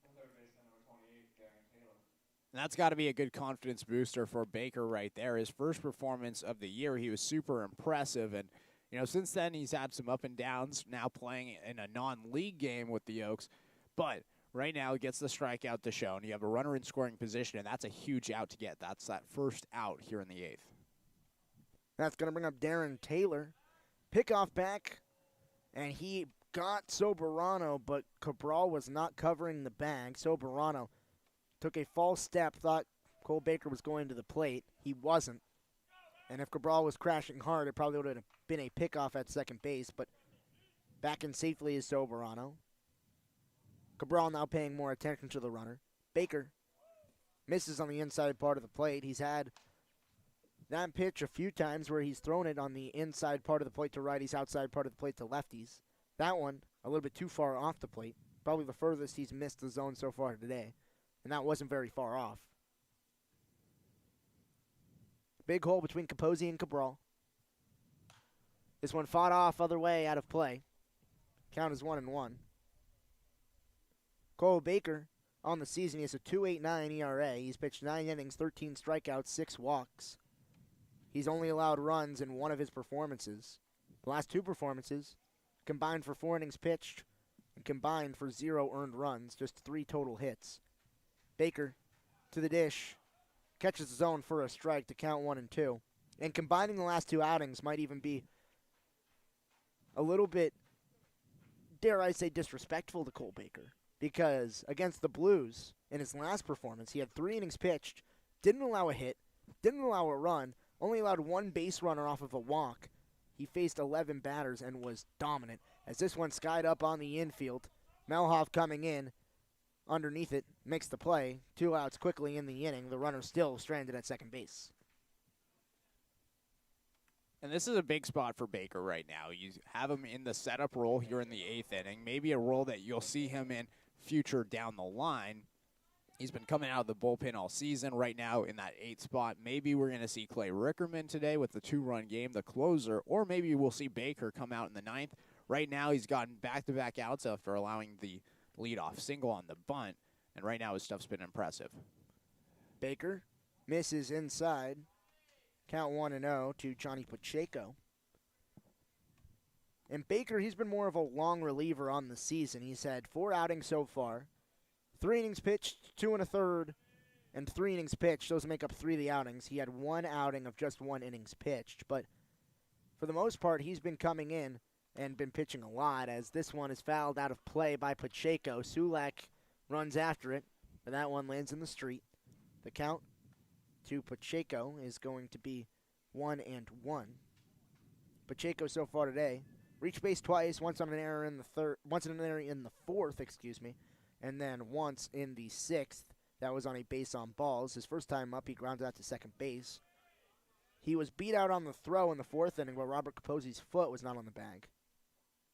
The 1-1, Baker gets him to fight it off into right field. Foreman going back at the wall, at the track, and his back against the wall makes the play to end the inning. The ball carried, Foreman kept it in the yard, and that is going to end the 8th inning. After just the leadoff single and the leadoff runner left on, we head to the bottom of the 8th when we come back on the Oaks live stream.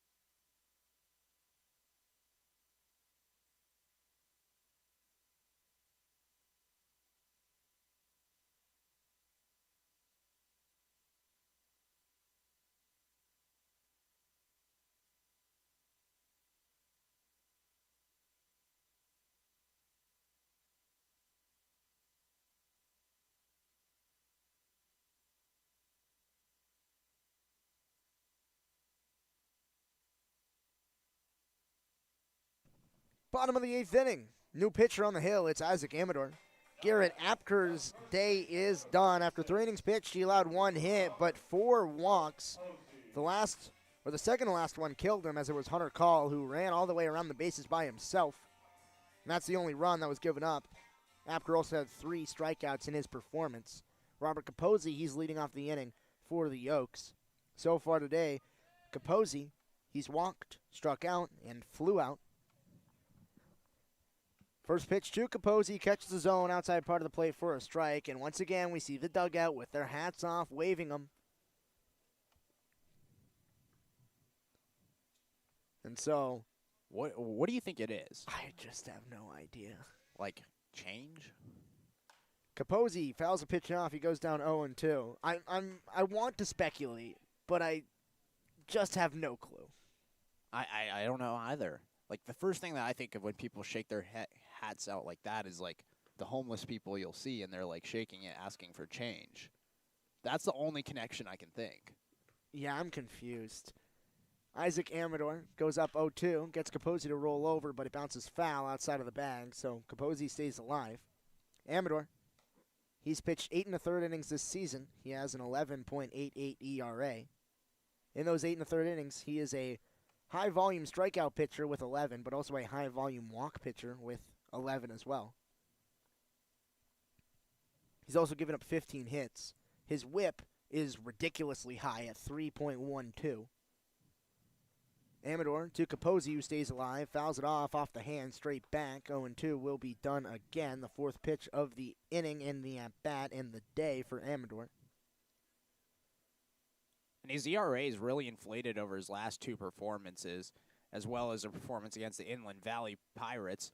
In the last performance he came out, he gave up 4 runs against the Arroyo Seco Saints, but he did play the Conejo Oaks 1 time and allowed 0 runs on just 1 hit. Capozzi looks at a breaking ball that misses inside, so Capozzi gets his first ball. Count is 1-2. Capozzi's seen 2 strikes in every at-bat that he's had so far today. This at-bat, no different. The 1-2, Amador, breaking ball in the zone. Capozzi looks at it, it dives right in, and a strikeout looking on 6 pitches. That was a beautiful pitch right there by Amador. Just hung, got the zone, and Capozzi, he was fooled, didn't even swing at it. And a great first start for Amador if you are a Ventura County Pirates fan. And the defensive alignment, they must really trust Trenton Palace as a defensive player in the right field, because to Capozzi in that last at-bat, and now continuing with Cabral, despite the wind blowing out to the right side as Cabral watches a breaking ball miss outside 1-0. The center fielder is still shaded to the left. The flag has been taken down in left center field, so we don't have a constant indication of the wind, but the breeze, you can feel it, is still pulling towards that right field direction. As Cabral watches another breaking ball miss the zone, the count 2-0. 2 hangers in a row that were not able to find the plate from Amador. And so there's a big gap right down the line and in right center field. The 2-0.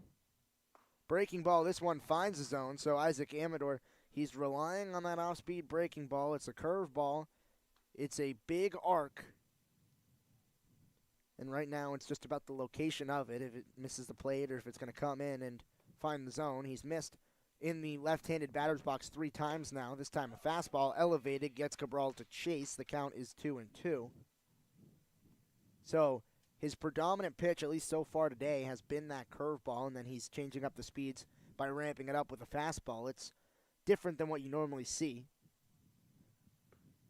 And it looks like we will not get a visit from Tobias Plotkin or Donovan Waitman, as they are now sitting and chatting in the Oaks bullpen as Cabral fouls off a pitch. I'm disappointed. Yeah, they lied to us. Flat out lie. They were so adamant, too. I'm a little bit hurt. Been led astray. Run amok.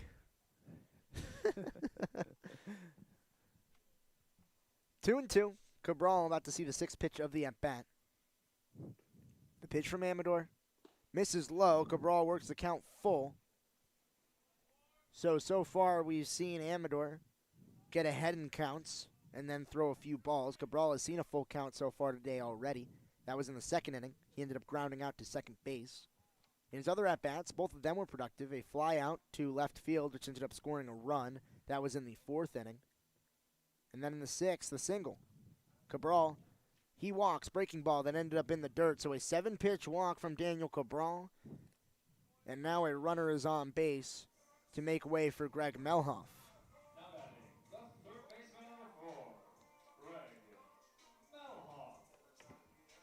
And right there, that's a great at-bat by Cabral. He did foul off one pitch and was able to battle, worked the count full, got it to the 7th pitch, watches the ball bounce in the dirt. Melhoff has reached base every time he's come to the plate today. Singled in the second, a 2 RBI double in the fourth, and then walked in the sixth on a full count. Ortega holding on the runner at first. Melhoff swings at a pitch in the dirt. The count 0 and 1. 1 strike, no balls. We've seen a few times today Oak swing at off-speed pitches that are below the zone, giving free strikes away. Grant Smith is on deck. He'd be pinch hitting for Cody Sulak. Diving back into first base safely on a pickoff attempt is Cabral. So as long as Daniel Cabral isn't doubled up here, Grant Smith will see his first at-bat of the day. The 0-1, this pitch in the dirt. Melhoff able to lay off of it, the count 1 and 1. A very similar pitch than what we saw Melhoff offer at. That time he learned his lesson. And so far today, the Oaks, they have just 4 hits. There have only been 6 total hits in the game. Actually, I have 5 hits credited. The scoreboard has 4. Today we are on point streak duty, so our stats are going to be the ones that are imported. As Melhoff swings and misses on a 1-1. The count is 1 and 2. So the stats will be accurate, at least according to us today.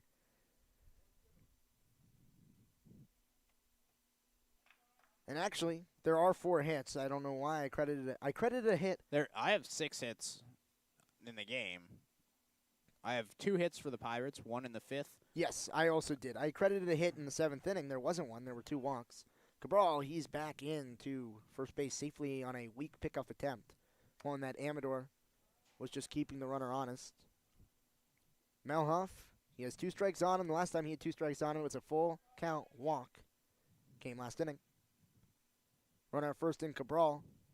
Does not go. Melhoff grounds one to first base. Snag made. Steps on the bag. And the throw to second. In time to get Cabral, which is an incorrect call, but the umpire called it anyways. Cabral was clearly in safely.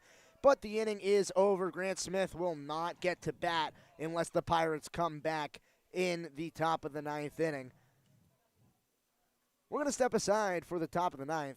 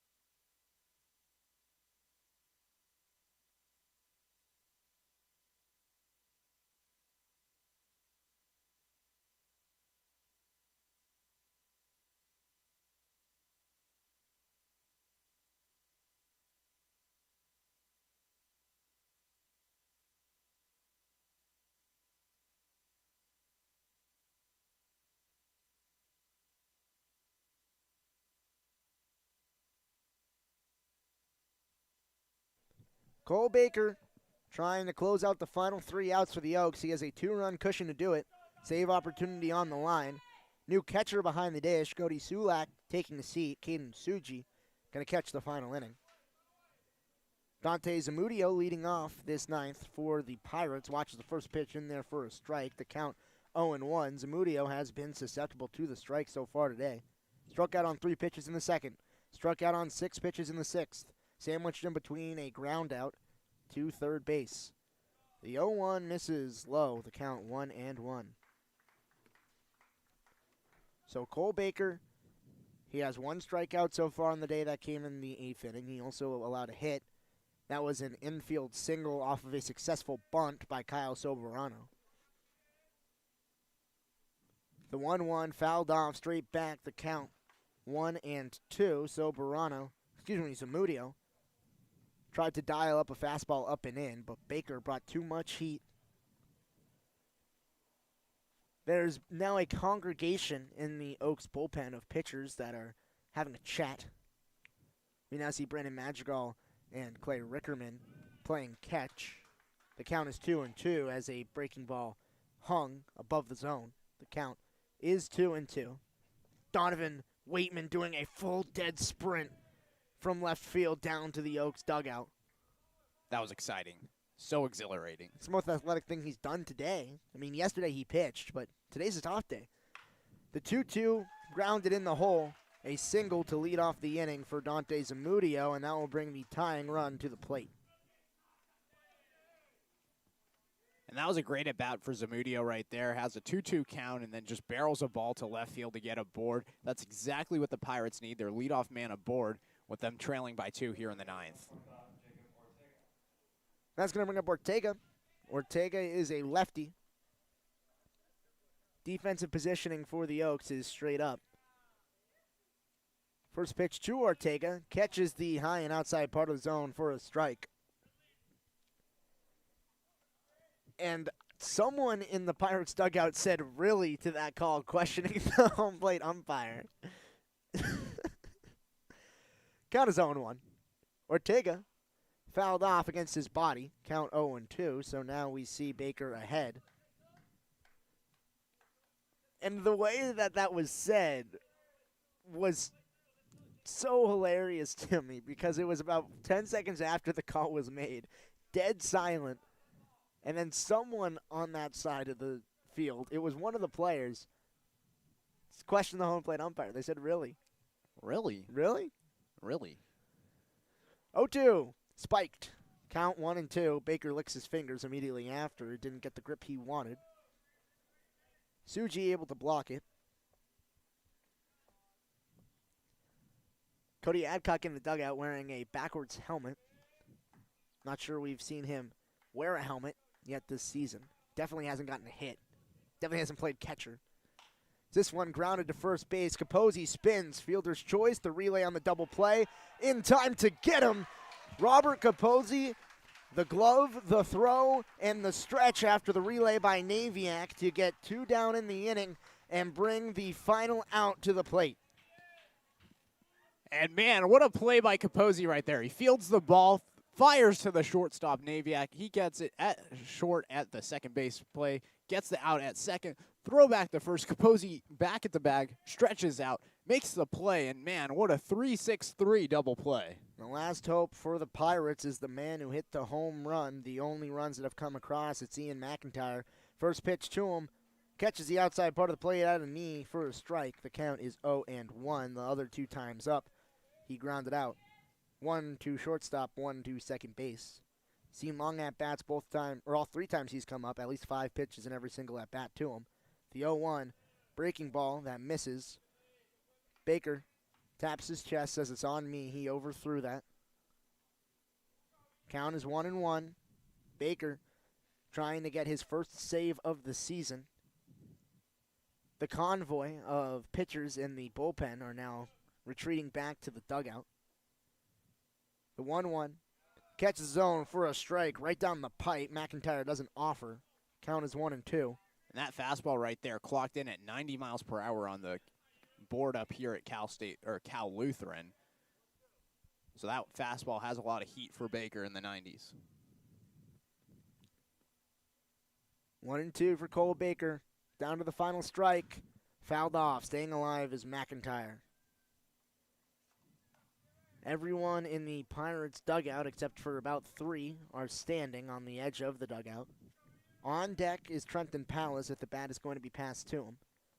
All of the Oaks gathered around in their dugout as well. They're ready if Cole Baker gets this final out. 1-2.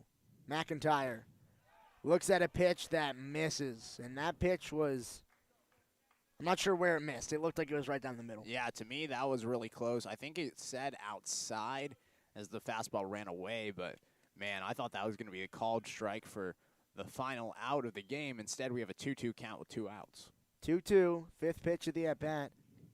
Swing, fly ball out of play. That was actually the 6th pitch of the at-bat. So now we're about to see the 7th pitch of the at-bat. Count is 2-2. Baker trying to get McIntyre out. Defensive positioning shaded slightly to the pull side, at least on the infield. The 2-2, Baker breaking ball right back up the middle, and a single. So extra life was given to the Pirates, and they capitalize, and now the tying run is back to the plate. They had it once this inning, then grounded into the double play, and now Trenton Palace is the final chance. He's reached base on the day just once. That was a hit by pitch in the 5th inning. It came immediately after the McIntyre home run. He then struck out in his last at-bat on 6 pitches in the 7th. That was one of 3 strikeouts for Jacob Flores today. And then his first at-bat, ground out to shortstop. First pitch, check swing. He went around, strike 1. Even if he didn't go all the way around, I think that ball is going to be called for a strike. That was a great pitch by Cole Baker right there. Located perfectly. Capozzi holding the runner on at first. Palace sees an 0-1 count. The pitch fought off out of play and down to their final strike again. That ball lands on top of the Pirates' dugout. So now 0-2 to Trenton Palace. He's had 2 strikes on him twice today. He's gone down swinging once. That was in the 7th. Tying run is the man at the plate. On deck is Steven Gonzalez if the bat gets to him. Cole Baker trying to finish things off. The 0-2. Check swing. Yes, he did. The game is over. Cole Baker strikes out the final man. His 2nd strikeout of the day, and the Oaks, they win 4-2. Knight, who impressed you today? I mean, today there was 2 guys that really stood out to me. One offensively, that was Greg Melhoff. Melhoff today, he had the single in the 2nd to get his first hit as a Conejo Oak. Then he had the 2 RBI double. That was in the 4th inning, as well as a walk and a stolen base in the 6th. He was really great. From the offensive side, did ground into the 6-3 double play in the 8th inning. That was a bad call in both of our minds, but overall he did a really good job offensively. And now if you go on the pitching side, it was overall a great day for all the pitchers. Only 3 hits throughout the whole game, but really Joe Wiersma in the first 3 innings, 1-2-3, 1-2-3, 1-2-3, including an error and a fielder's choice happening in the first, but he did get the double play and did get the Soberano out at 2nd. So overall today, I think Wiersma really impressed in his game back from the injury with the 3 1-2-3 innings, as well as Baker shutting out the sides in the final 2 innings. And then Flores, he also had a really good game with 3 strikeouts in the 2 innings that he pitched. So those guys really stood out to me. If you're also going to look at the offensive side of things, I think maybe you could go with Cabral. Cabral did have a sac fly and a single and a walk today, but overall not a lot of offense other than Melhoff and Cabral. Yeah, I think Greg Melhoff, he's my vote for player of the game. I think he had a fantastic day. His first hit as an Oak. He's my choice. The Oaks, they win 4-2. We'll be back tomorrow. It's in Orange County to play the Riptide. It's one of really a lot of games that we have against the Riptide. We have 6 games against the Riptide on the season. 5 of them come in the second half of the year. We've already played one, playing the second tomorrow, and we'll see you in Orange County. From Ryan Milano, Knight Uretsky signing off. Goodbye.